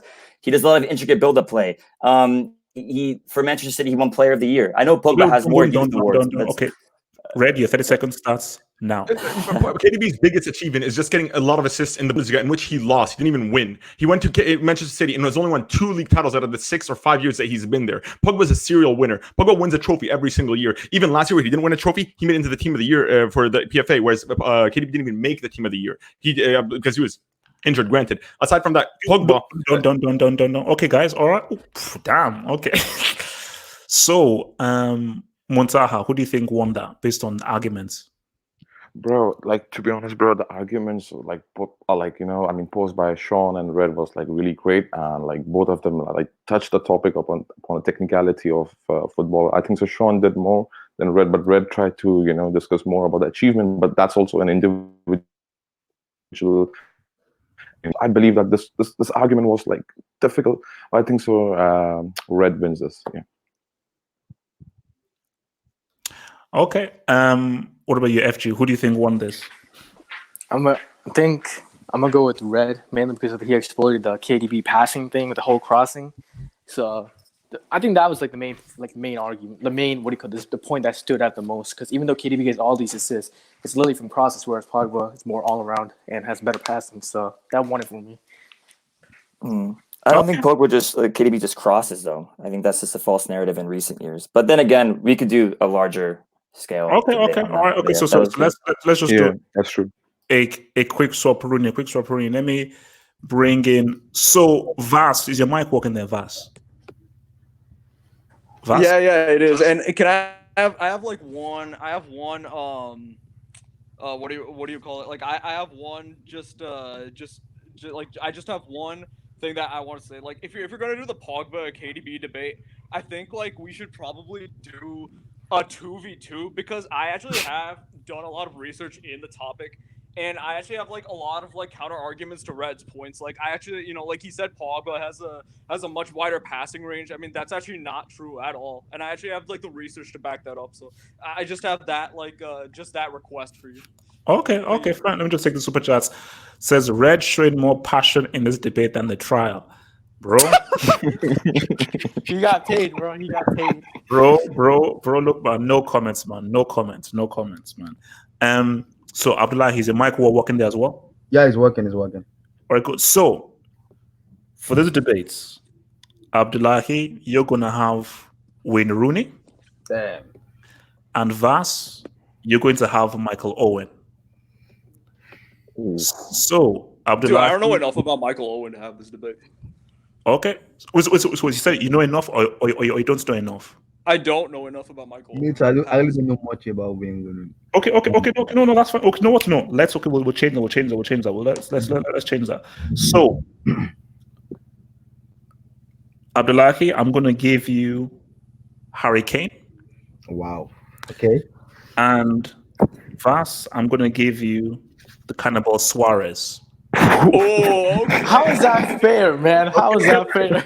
Bro, look, we're forming a strong argument. So, Abdullahi, you're gonna have Kane. and Oh my Vas God. didn't have Cannibal Suarez. So, Oh.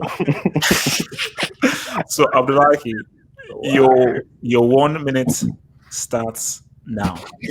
Okay, in terms of Hurricane, I would say Hurricane has been he has been the let me say he won the EPL the player higher goal scorer back to back in the EPL. Let me say in terms of goal scoring ability, Hurricane is for me is one of the best in EPL after Thierry Henry. I would say Hurricane is laid out, is clinical, his finishing is kind of superb. Also, I would also say in terms of Hurricane playing in Tottenham Hotspur, I think he's been one of the best strikers in let me say in elite goal scorer in EPL and across Europe. If you look at Hurricane tally in EPL, it's kind of on the par with Pierre-Emerick Aubameyang, Mo Salah, and also in terms of Sadio Mane. Also, he could count Hurricane out of it. Also, like he has won the high goal scorer consecutive season, back to back, back to back, back to back. In terms of that also, and in terms of Suarez also, he's been good in EPL also, but he's not shown enough also to kind of outplay Hurricane in EPL also. And in terms of Barcelona, I will give it to him in terms of Barcelona, but it kind of goal scoring ability, the finishing, his skills, and his clinical in front of goal, I will go for Hurricane. Okay, all right, that's fair. All right, so Vas, your time starts now. Dude, so when assessing individual battles, dude, it's best to describe the impact of one player versus another. In this case, in the Kane versus Suarez, it's no debate. Suarez by far has a bigger impact on the teams he's been in. You can see the decline of Liverpool after Suarez left versus when he was there. He scored 31 goals there, won a Premier League Player of the Year, which Kane doesn't have. And on top of that, there's a very strong argument to say that Pochettino's Tottenham were in fact stronger without Kane than they were with Kane. They went to their biggest achievement was going to the Champions League final, which I don't think anybody can debate that. And for most of those crucial games, Kane was injured. And in fact, Tottenham played much better with Son and Mora up front and a false nine rather than Kane. And a very strong argument that many people have is that Kane shouldn't have started that Champions League final, and him being there slowed down Tottenham's attacks to a great degree. Suarez, on top of that, has had many numerous achievements in 2 leagues, the Premier League, La Liga, and actually, you know what? Let's make it 3 because he was amazing with Ajax as well.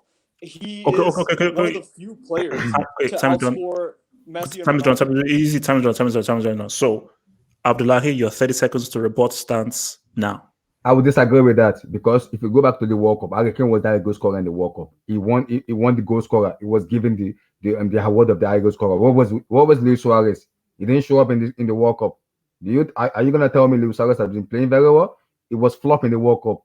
It was really flop. Hurricane was the high goal scorer in the World Cup, and it was also the England captain in the World Cup. So it could show how leader and how clinical Hurricane is. He carried that England team that has a lot of talent in that team. They have very good players in that team. So Hurricane for me is kind of a good scorer. If Vas is telling me about Luis Suarez in Liverpool in the PL. No. Okay, Vas, your 30 seconds starts now. Okay, so I have several counter arguments to that, dude. I think England definitely had more talent, especially in attack. So Kane has much more creativity fueling him to attain a golden boot in a World Cup. On top of that, many of Kane's goals came from penalties. Thirdly, Suarez did have a pretty decent World Cup. He was good at the group stage. And who got the opening assist against Portugal with an amazing cross from deep for Cavani's header? That could have been one of the assists of the tournament. So Suarez definitely had a good impact for Uruguay. And he's Okay. Uruguay than Kane. Done. All right. Okay, so based on arguments, now guys, forget about the players. Based on the quality of arguments, Monzaha, who would you go for based on the arguments? Bro, for me, Abdullahi touched the World Cup thing, and for me was, the way he decoded the fueling thing of who have better attackers. So I believe that was won this battle. All right, okay, FJ, what about you? Based on arguments, first of all, how can you have a Harry Kane Suarez debate? Are you on crack, Double H? What the hell is this? This is so unfair. That's true. But based on arguments, based on the arguments put across. I'll say this. Vas won because all he had to do was mention that Spurs played better without Kane and went to the Champions League final. That literally ruined the whole argument. But I got to say, Abdullah mentioned a great point in saying Harry Kane was the Golden Boot winner in the World Cup, which was I didn't even think of that one, but that was a great Mm. point. But overall, I think Voss is one because there's more things to say about Suarez and Kane. You should have said Liverpool Suarez. That would have been more of a fair fight. Well, no, but you know the thing that I think I'd like what you didn't touch upon in your response was when Vass said that Liverpool declined after he left. We're at Liverpool now, 2 games away from winning a Premier League, 98 points last season, and they just won the Champions League. So you could have easily said, "Okay, look at how well they did," and also you could have made the point of how well did Suarez do against the top team while he was at Liverpool, and you can negate everything he does for Barcelona because he plays amongst supremely talented people, whereas Kane is still scoring a higher amount of goals in a bunch of bombs at Tottenham Hotspur. Oh, you also could have mentioned that Kane had 50-plus goals in 2018 calendar year, which was more than Messi and Ronaldo. And he won. I said they won the EPL by the Golden Boot back to back. No. I'm talking about like not just EPL, like overall in terms of like calendar year, he had like 50-plus goals, more than Messi and Ronaldo, which Suarez never did. So you could have brought that up. Yeah, he did. Okay. All right. So let's do a quick swap-a-rooney. Let's do a quick swap-a-rooney right now. So FG and Vass. So FG. No. Sorry. What do I know? Sorry. I think. Wait. Sorry. I made a mistake here. So FG and Muntar. Now. So FG. Wait. Can we swap? Like switch the things up? Like me versus FG or me versus Hazem. Okay. Okay. So. All right, so let's have FG against Hazem then. Let's have FG v Hazem. Okay, FG v Hazem. So FG, you're going to be given. You know what? Let's do this now. FG, you're going to be given Benzema, and Hazem, you're going to be given Lewandowski. Oh my God! What a nice one. So basically, so for people to know, FG has Benzema, Hazem has Lewandowski. So FG, your 1 minute starts now. Okay, let's talk about Benzema. He plays for the biggest club in the world, Real Madrid, for 10-plus years, which Lewandowski cannot manage to do. Not to mention internationally, Benzema's World Cup in 2014 his performances is better than any international performance Lewandowski has managed to do. Secondly, Lewandowski has 4 Champions League. Benzema has 4 Champions League, and he scored in Champions League finals, and he's done in the semifinals, which Lewandowski's biggest weakness is in the Champions League, and he's never won a Champions League. In terms of consistency, Benzema is an all-round goal scorer. He's an all-around playmaker. He's a better dribbler. In terms of pure natural talent, Benzema is better than Lewandowski. Lewandowski's great at scoring goals, but guess what? Again, in the big moments, he's never done it like Benzema has done in the Champions League final against Liverpool. And not to mention, Benzema, of all the sticks he gets, guess what? He's played at the best club for 10-plus years, which Lewandowski's wanted to join Madrid. He's never done it before. So, in terms and head-to-head, every time we come against Benzema and Lewandowski, guess what? Benzema's always had a better performances against Lewandowski. Done. Okay, so Hazem, your 1 minute starts now. All right, Lewandowski has outscored Benzema and overall in the season, almost every season since 2010. He's outscored him overall in all goals in all competitions in League and Champions League. Lewandowski has been either top scorer or second top scorer in Champions League over the past couple of years. He's equaled Benzema's tally in the Champions League of goals in the Champions League, even though he's been in the top flight for less time than Benzema. Benzema internationally, he plays for France, and he wasn't even called up when they won the World Cup. Lewandowski for Poland, you're criticizing his national career. Poland was in the dumps for years, and he took Poland to the Euros. He qualified them to Euros and qualified them to the World Cup. He was top scorer in qualifications, and he took Poland to the quarterfinals, and he scored in the quarterfinals against Portugal. Lewandowski has scored in every semi-final he's been in. He took Dortmund to the final of Champions League. He literally destroyed Real Madrid, the team of Benzema, by scoring 4 goals in the semi-final. So 30 seconds to respond. FG now. Okay, the fact that you're only mentioning him, he's a better goal scorer. Yeah, I'll give you he's a better goal scorer. But guess what? Overall, player-wise, Benzema's far clearly better. And you're talking about Lewandowski scoring 4 against Madrid. How come the other encounters last year in 2018, where Benzema scored the goal and knocked Bayern out, and when Lewandowski was still playing that game, and he's done in the Champions League finals, which Lewandowski has never done to do. And you were talking about he plays in a great France team. That 2014 France team was not that great. It was a very good team, and he was one of the standout players for Lewandowski. For Poland are a decent team. Guess what? He's never done it. He's never had great performances in the Euros in 2016. Okay, Tazim, your 30 seconds starts now. Okay, you're talking about great teams. Benzema was playing in one of the greatest Real Madrid teams under Zidane, and literally anyone will tell you that he wasn't the crucial player in that team that got them to win those Champions Leagues. Lewandowski was playing for Bayern and he played for Dortmund, and he was the crucial player for Dortmund that got him to reach the final. In those games head to head, Lewandowski either scored or he was injured or he just didn't play well in that game. But overall, yeah. Okay. So let me just hit the super chat real quick. So Yassi side says titles remain, memories fade. Benzema 4 Champions League. Sheesh. Okay. So Jujuman, who do you feel won that based on arguments?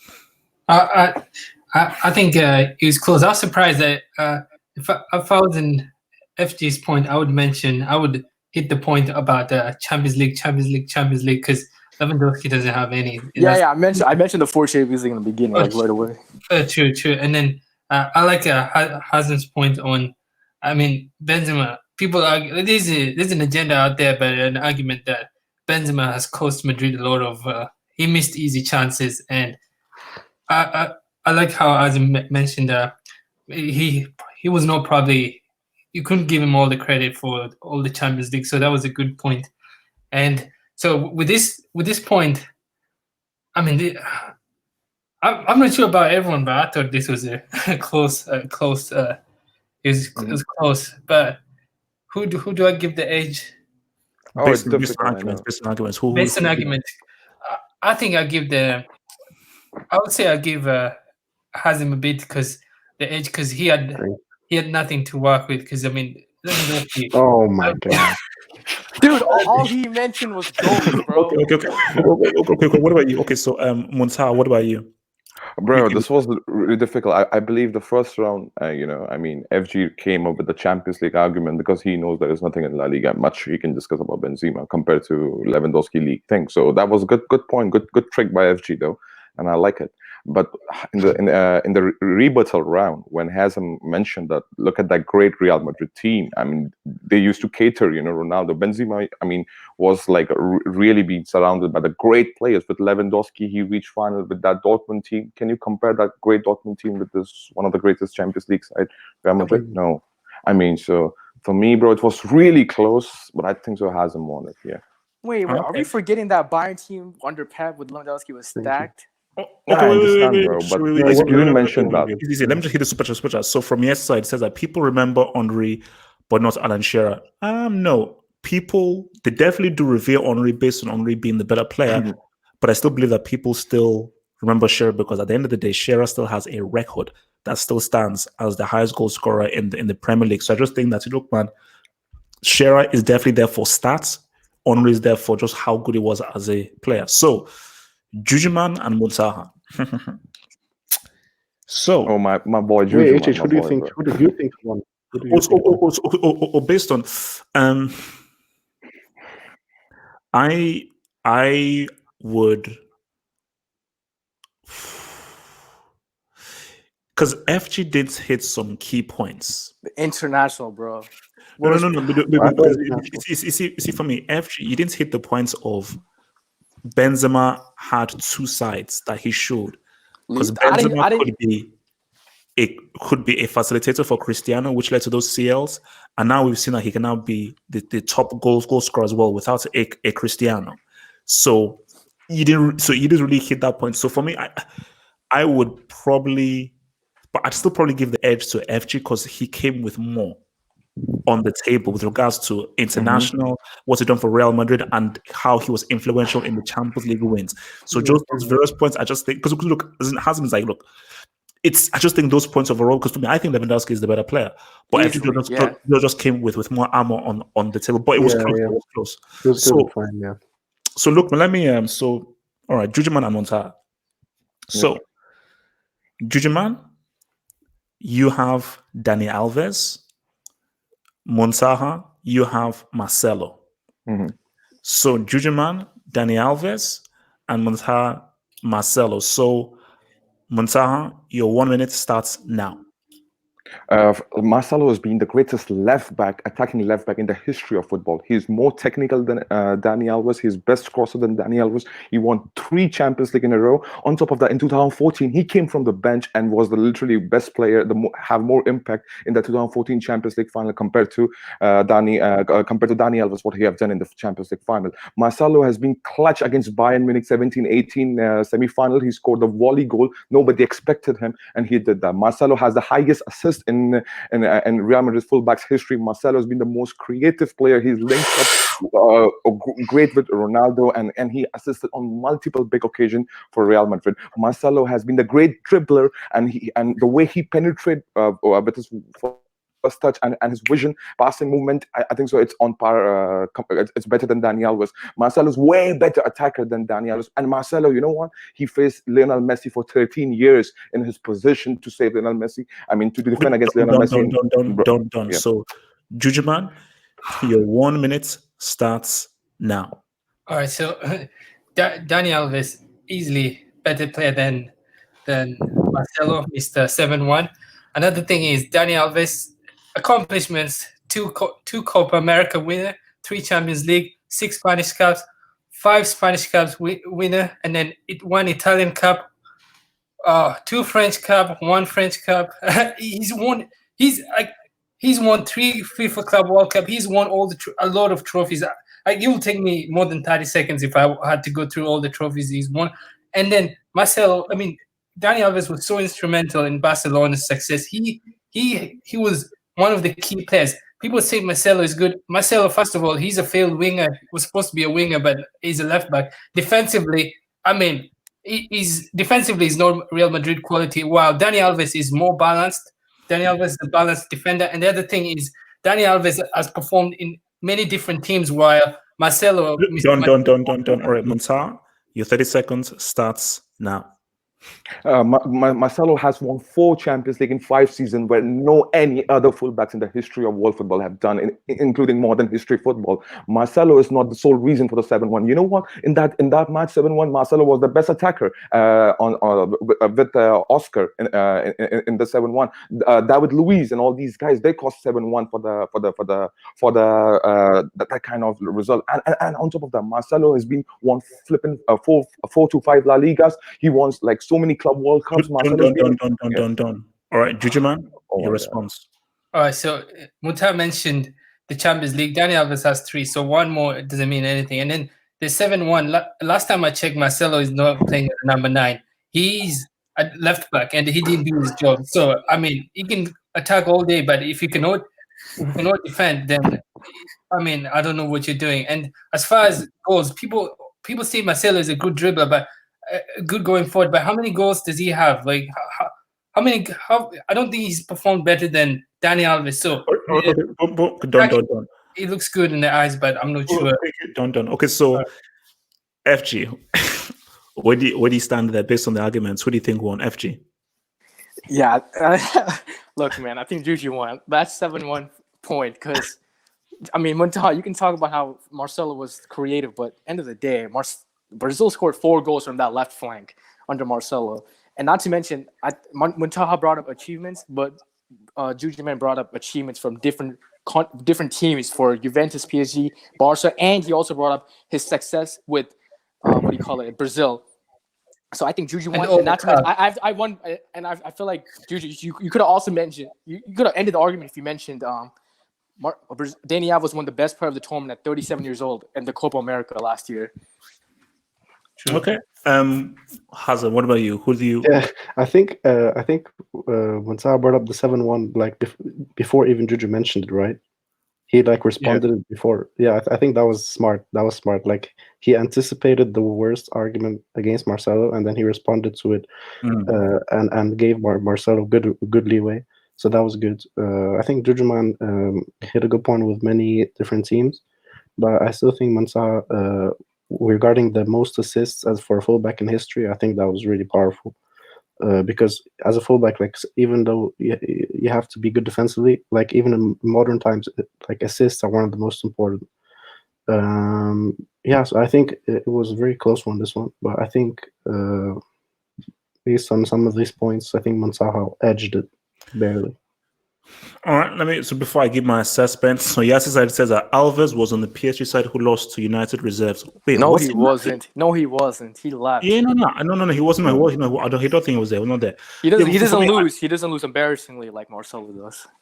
So for me, like this was a good one. This was a good one, and I think this hinged on, because it's so close. It hinged on the 7-1 thing. But I still feel that Montaha really came through with saying that Marcelo is much more of the creative guy, and he was a creative dude for Real Madrid's Champions Leagues. But where I now have difficulty is Juju Man's trophy cabinet. Because when he lists those list of accolades, which I think Daniels may be some of the most decorated. No, he is the most decorated player in It's history. huge. And I think the thing for Montaha is that you didn't respond to that, because you should be like, what did he win those trophies because of him, or was it because you were just fortunate to be on a great team? So I think you needed to sort of like decipher and tear down that. No, but he said 4 Champions League in 5 years, right? Yeah, but Juju responded with, well, Daniels got 3, so 1 more doesn't mean that much. Yeah, but that's not a good point. That's a horrible point. No, but if we're talking about, if you want to bring up accolades, Juju brought up accolades in different teams and for Brazil, which Marcelo no, but 1 more isn't that much. You can't say 1 more. No, isn't that much. but Juju brought up his Juve and PSG. All right, wait. Let's switch things up. So, Abdullahi Vance, your mic's working? Yeah, it's working. Yeah. Okay, cool. All right, so this is a better one. This will be a better one. This will be a better one, Dora. This will be a better one. So, Abdullahi, you have Kante. Ugolo Kante. Okay. And Vas, you have peak Busquets. Ooh, okay. So yes, you have peak Busquets. So who went first the last time? I think I went first. Wait, what? I think Abdullahi went first. Okay. So all right. So I'll give you a few seconds just to think of the argument. A few seconds just to think about your argument. So Vas, your 1 minute starts now. Dude, okay, so the most important part about football, dude, is not about how hard you work. The most important part is technical ability. And Busquets exceeds Kante in pretty much every technical skill set, dude. His passing, his ball control, his skills, even you can even say like dribbling, range, vision, like everything. And Busquets, dude, he redefined. He redefined the number 6 position because he has the vision and the playmaking ability from the likes of Alonso and Pirlo. But on top of that, he also has the defensive ability of Casemiro. Busquets is one of the most underrated tacklers of all time. And on top of that, my argument against Kante is that he doesn't seem to hold his own against world-class CMs. And world-class CMs who are very press resistant and technical. Look at the World Cup final against Modric. Modric won that, even though France won the game. Modric won the individual battle against Kante. France won because of Pogba's clutch goal scoring and him just coming to. Okay, you're done. All right, so your minute starts now. I disagree with what Bart said. Well, let's go back to Ugolo Kante career. Really? He went from Kane to Leicester City. He won the EPL in Leicester City. It was far the best player in the EPL that year. He won it was in the POTY Player of the Year in that year, back to back consecutively. He left Leicester City. He went to Chelsea. He won the same EPL under Antonio Conte. Also, he won the EPL. We could remember very well. He was also the best players also there. So there was another player. He was the best player then. It was, let me say, arguably one of the best DM along Casemiro. Right, in his peak right now. For me, Busquets has Xavi Iniesta in his prime then. That was why he was playing very well. Ugolo Kante did not have Xavi Iniesta. He has Drinkwater in Leicester City and he won the EPL. In Chelsea, he has Cesc Fabregas. He won the EPL. So he has some average players, not a world class DM in his team, but he also won the accolade. Also, let's go back to the World Cup. Done. All right, Vas, your 30 seconds starts right now. Dude, I'm actually having like mic problems, dude. I couldn't hear what he said. So can you just like quickly like sum up what he said, or like we can like move on to the next thing? Okay. So basically, I'll pause your time. So basically, he pretty much said that Kante won the EPL at Leicester City one season, then won the EPL with Chelsea the next season. So, and also he was playing alongside a Drinkwater and a Fabregas, so he had far lesser players in his teams than Busquets did, and so that Busquets had the benefit of having a Xavi and Iniesta in his team as opposed to what Kante did. And Kante was actually one of the key players and best players in those Premier League wins. Argument to that is that okay, yeah, he played with far less, but he also achieved far less. Busquets played with better players, but he also achieved far more. He's been Champions League finals, multiple Champions League finals that like Kante hasn't even sniffed. He's won trebles, he's won multiple, like I think he's won more league titles than Kante, and like all that. He's like he played a very crucial role in his World Cup. Kante also has that, but he also won the Euros, which Kante doesn't have. So yeah. Okay. I would like a response to that right now. Yeah. Go. Okay, you are saying because Busquets has won the Hero and N'Golo Kante has won it. Or we can also say N'Golo Kante in his peak is for me is the best DM or let me say CDM we've ever football has ever created. When we talk about Casemiro, we talk about N'Golo Kante a lot. When last as Busquets showed up, he's been really flop a lot in Barcelona era a lot. After Xavi and Iniesta. Okay. Don't. Okay. So, Jujuman, who do you think won that? Based on arguments. I like Abdullah's point on bringing up the EPL title. I think that was a strong argument, and I like Vas's point of describing how good Busquets is. I thought Vas could have mentioned the fact that, he could have mentioned that N'Golo Kante is not good enough to play for Barcelona, and it's like you cannot compare. And he also had a terrible World Cup final. He played really bad in the World Cup final when Busquets did well in the World Cup in South Africa. And then I thought that could have highlighted that point, but I think Vas did a really good job. And Abdullah did. I'll give it the edge to Abdullah because Kante. Kante's one good attribute is he's good at for Kante has high. He's good at reading the game because his interceptions are really good. So I think the point that Abdullah won is mentioned when he mentioned the EPL. I think that was a key point because he won it with two different teams back to back, which showed that he had a huge influence in that on Leicester winning the on the EPL. So with this argument, I just slightly edge it to Abdullah. Okay. What about you, Hazem? Who do you give it to? Who do you roll it to? I think Abdullah made a good point when he said that Kante's role in the achievement of Leicester was bigger than Busquets' role in his achievements because of the significance of Xavi and Iniesta. That was a good point. But overall, I think, to be honest, Vas won because I think one of Vas' main points was that Busquets has a real creative presence, and he's really creative for that role of a regista or CDM that's creating. I think you could have responded to that by saying they're kind of different players at different positions, because even though they're both defensive midfielders, Kante is more of a destroyer, and he was kind of a double pivot in Leicester with Drinkwater, and he was more in charge box to box as well. So I think you could attack that point by saying that you can't say because he's more creative, therefore he is a better defensive midfielder. And I think actually you can make the argument that for a defensive midfielder, it's more important to actually your defensive responsibilities are more important than creativity. While it was unique for Pep's system that creativity was more important. So yeah, I think overall Vas won because I think that point wasn't attacked enough. Yeah, no, for me, I think I think this really came down to where do you lean towards? Because Vas came with technical superiority and footballing skill, and Abdullahi came more towards to his impact on two different teams. So really, it's pretty much where you slide.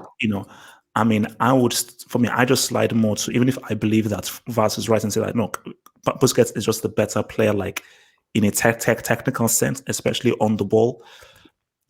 I would maybe lean towards what Adlai talks to about with the fact that he did more with less, and he made a greater impact with less. So you must say to that if Kante was in that Barcelona system, would they still win?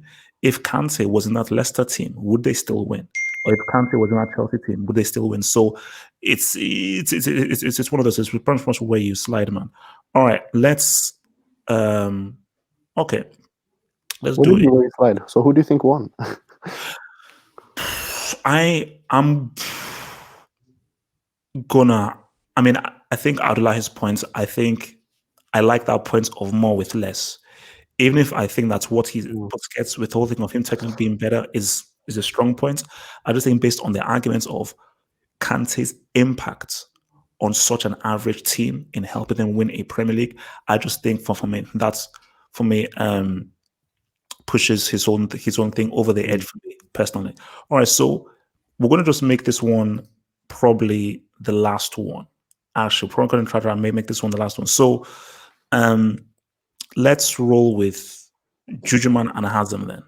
Jujuman and Hazem. So Jujuman, you're gonna have Neymar. And Hazem, you're going to have Messi. What? Oh my god. So Jujuman, you're gonna have Neymar, and Hazem, you're gonna have Messi. So Jujuman, your 1 minute starts now. Okay, so with Neymar, this is a player who led Brazil from a young age. He won, he won a Confederations Cup in 2013. Won with Santos. I know no one rates the Brazilian league, but he won with Santos at a really, really young age, and won with his accomplishment. I mean, has a gold medal. I mean, he's part of the he was part of the MSN, and people argue that was one of the greatest accomplishments. And the one thing is with Neymar is, look, he has had major setbacks and he's still around, so he's still relevant. So that's one positive. But and another thing with Neymar is he's given a lot of players careers. I mean, like I don't think this is an argument, Double H. Like you said it, Double H. Okay. Basically, because we have a player who's literally conceded. Okay. We're gonna alternate this. We'll alternate this. Okay, so Jujuman, you will keep a Neymar. Okay. Hazem, I'm giving you Hazard. Well, give him Robin, bro. You know what? Give him Robin. No.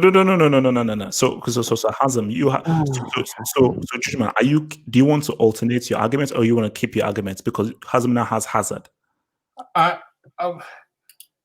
With Neymar, I want to change. I don't want Neymar because even if his stats are good, Give me Neymar. Give me Neymar. Okay, yeah, I'll give you them because even if his stats are good. Jujuman, I thought you were a Neymar fan. Yes, and look, I'm neutral, Double H, but the one disadvantage with Neymar is his stats don't have any weight. Like he scored all this, he's had all these stats, but it doesn't have any weight. Like as far as Champions League, he still has one. I mean, he plays the league is. I'm not sure if it's that good, but okay. Let's flip it. Let's flip it. Let's flip it. Jujuman, you have Zidane. Hazem, you have Maradona. Oof. Ooh. So Jujuman, you have Zidane. Hazem, you have Maradona. So Jujuman, okay, I'll go your second. time starts now. So Zidane defied a generation. A lot of young players in France look up to Zidane. No, he had a successful career in Juventus, successful career in Madrid, both as a player and as a manager. Another thing is his iconic finish against Leverkusen that gave Madrid the Champions League.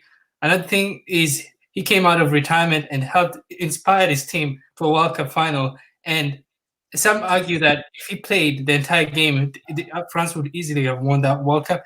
98-2, huge contribution in that World Cup final. Another thing with Zidane is his impact is still, as a manager, he still has a lot of impact. Not unlike the failed manager Diego Maradona, Zidane still has influence on players and he still contributes to the game.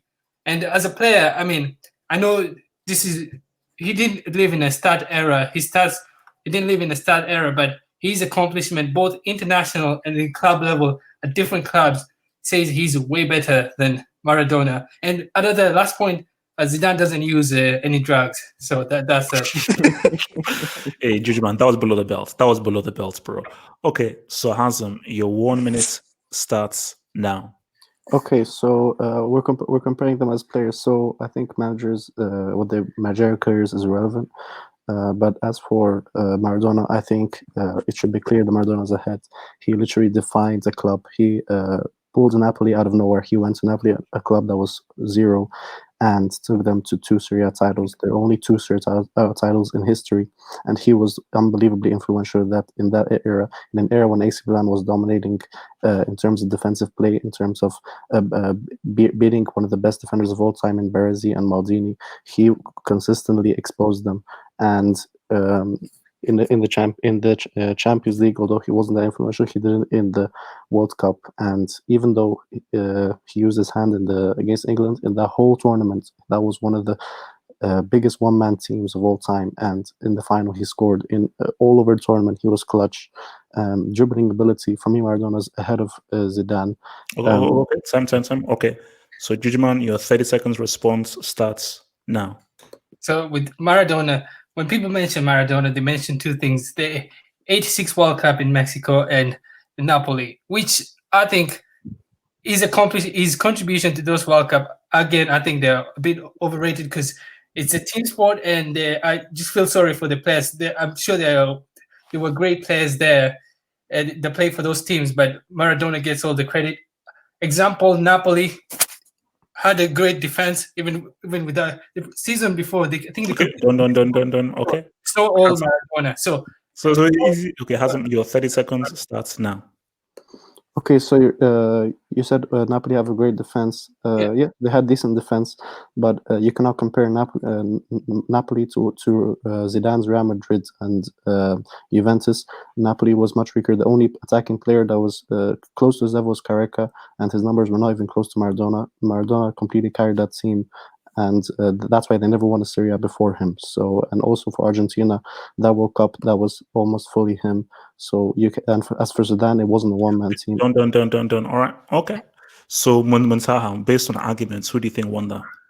Bro, it's like both of them, produced really nice argument with respect to, the trophies, the achievement, the individual performances, everything. I believe both of them are equal in terms of argument. I cannot differentiate. So I believe it's draw. Okay. What about you, Vas? I think Hazem won it because Hazem has better points overall. I mean, the thing is that Zidane, I think Zidane is the better player because he actually had objectively. See, the main thing with Maradona is that he had really good. He had really good World Cups, but Zidane's World Cups were objectively better. He had a much more significant impact in the 1998 final than Maradona had in the 1986 final. On top of that, his second World Cup, which he reached the final, much like Maradona, but in the 2006 World Cup, Zidane was far, far, far better than Maradona in 1990. So his comeback was also superior to Maradona's. But Hazem just had better points, so yeah, I'll give it to Hazem.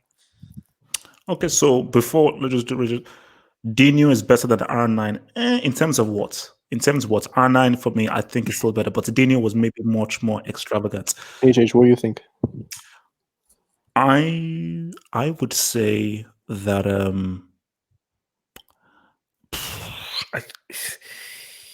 I I mean, it was a close one, but I think Hazem bringing up the fact of what he was able to do for Napoli, I think is a key point. And I think Jujuman, you should have really talked about Zidane's accomplishments both internationally and club wise, and what he's also done fully in the game, his impact on the game as a player and as a manager as well. The whole cocaine thing was a bit below the belt, but it was a close one. But for me, draw. For me, draw. I think it was a draw. It was a draw. All right. So Muntaha and Vas, fun one before we begin. So Muntaha, you're going to be taking peak Griezmann. You're going to be taking peak Griezmann. And Vas, you're going to be taking peak David Silva.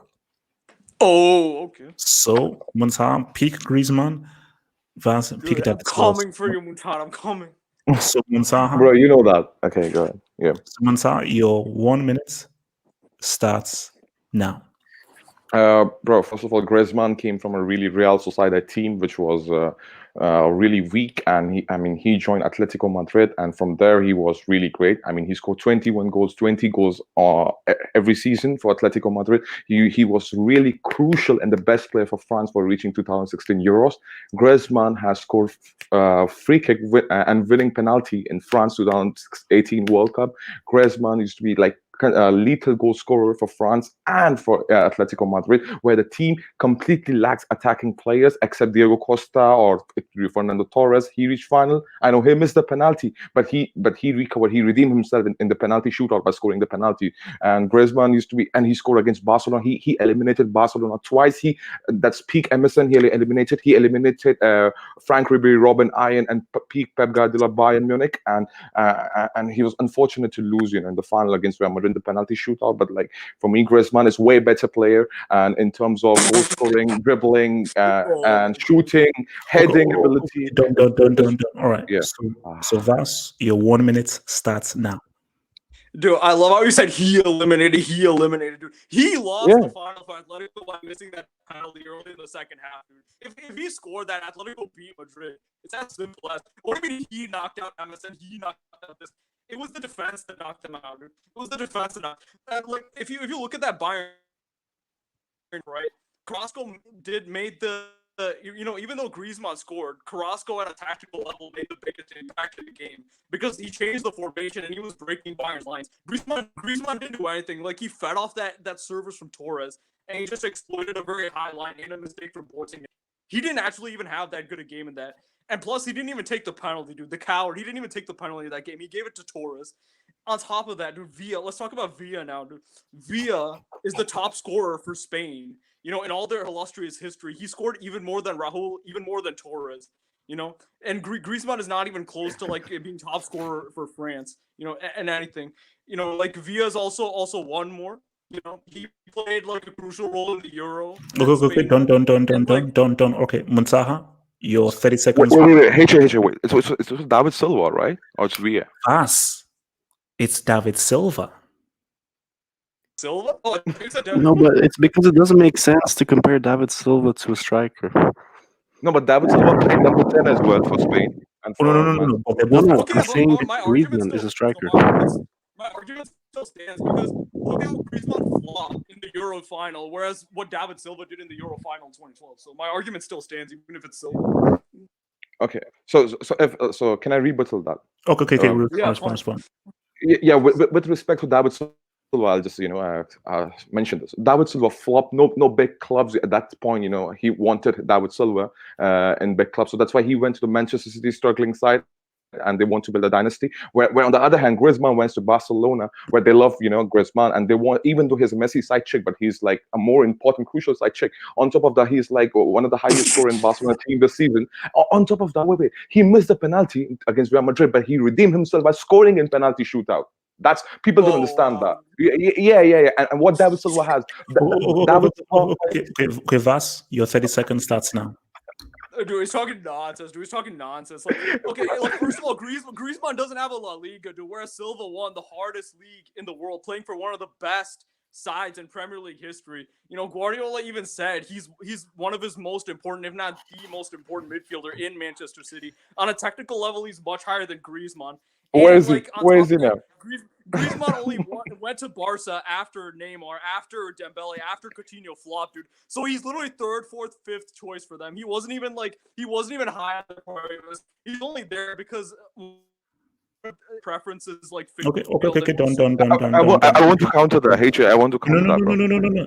It's done. Okay, so Jujuman, who do you pick for this based on arguments? I would say Montao won because I think he highlighted more attributes of more accomplishment and what Griezmann did. The other thing is, I think his points of coming up to Real Sociedad, how Griezmann failed. I mean, had setbacks in his career and came back from those setbacks. And then with David Silva, I think Vas could have highlighted a bit more. Example is how David Silva dominated in the midfield in the EPL, and how he's arguably responsible for a lot of the domestic success that Man City have had. I think Vas could have highlighted that point, but I think both it was good argument from both sides. I'll edge it to Muntai solely because he brought up more facts. Okay, all right, Hazan. Yeah, can you hear me?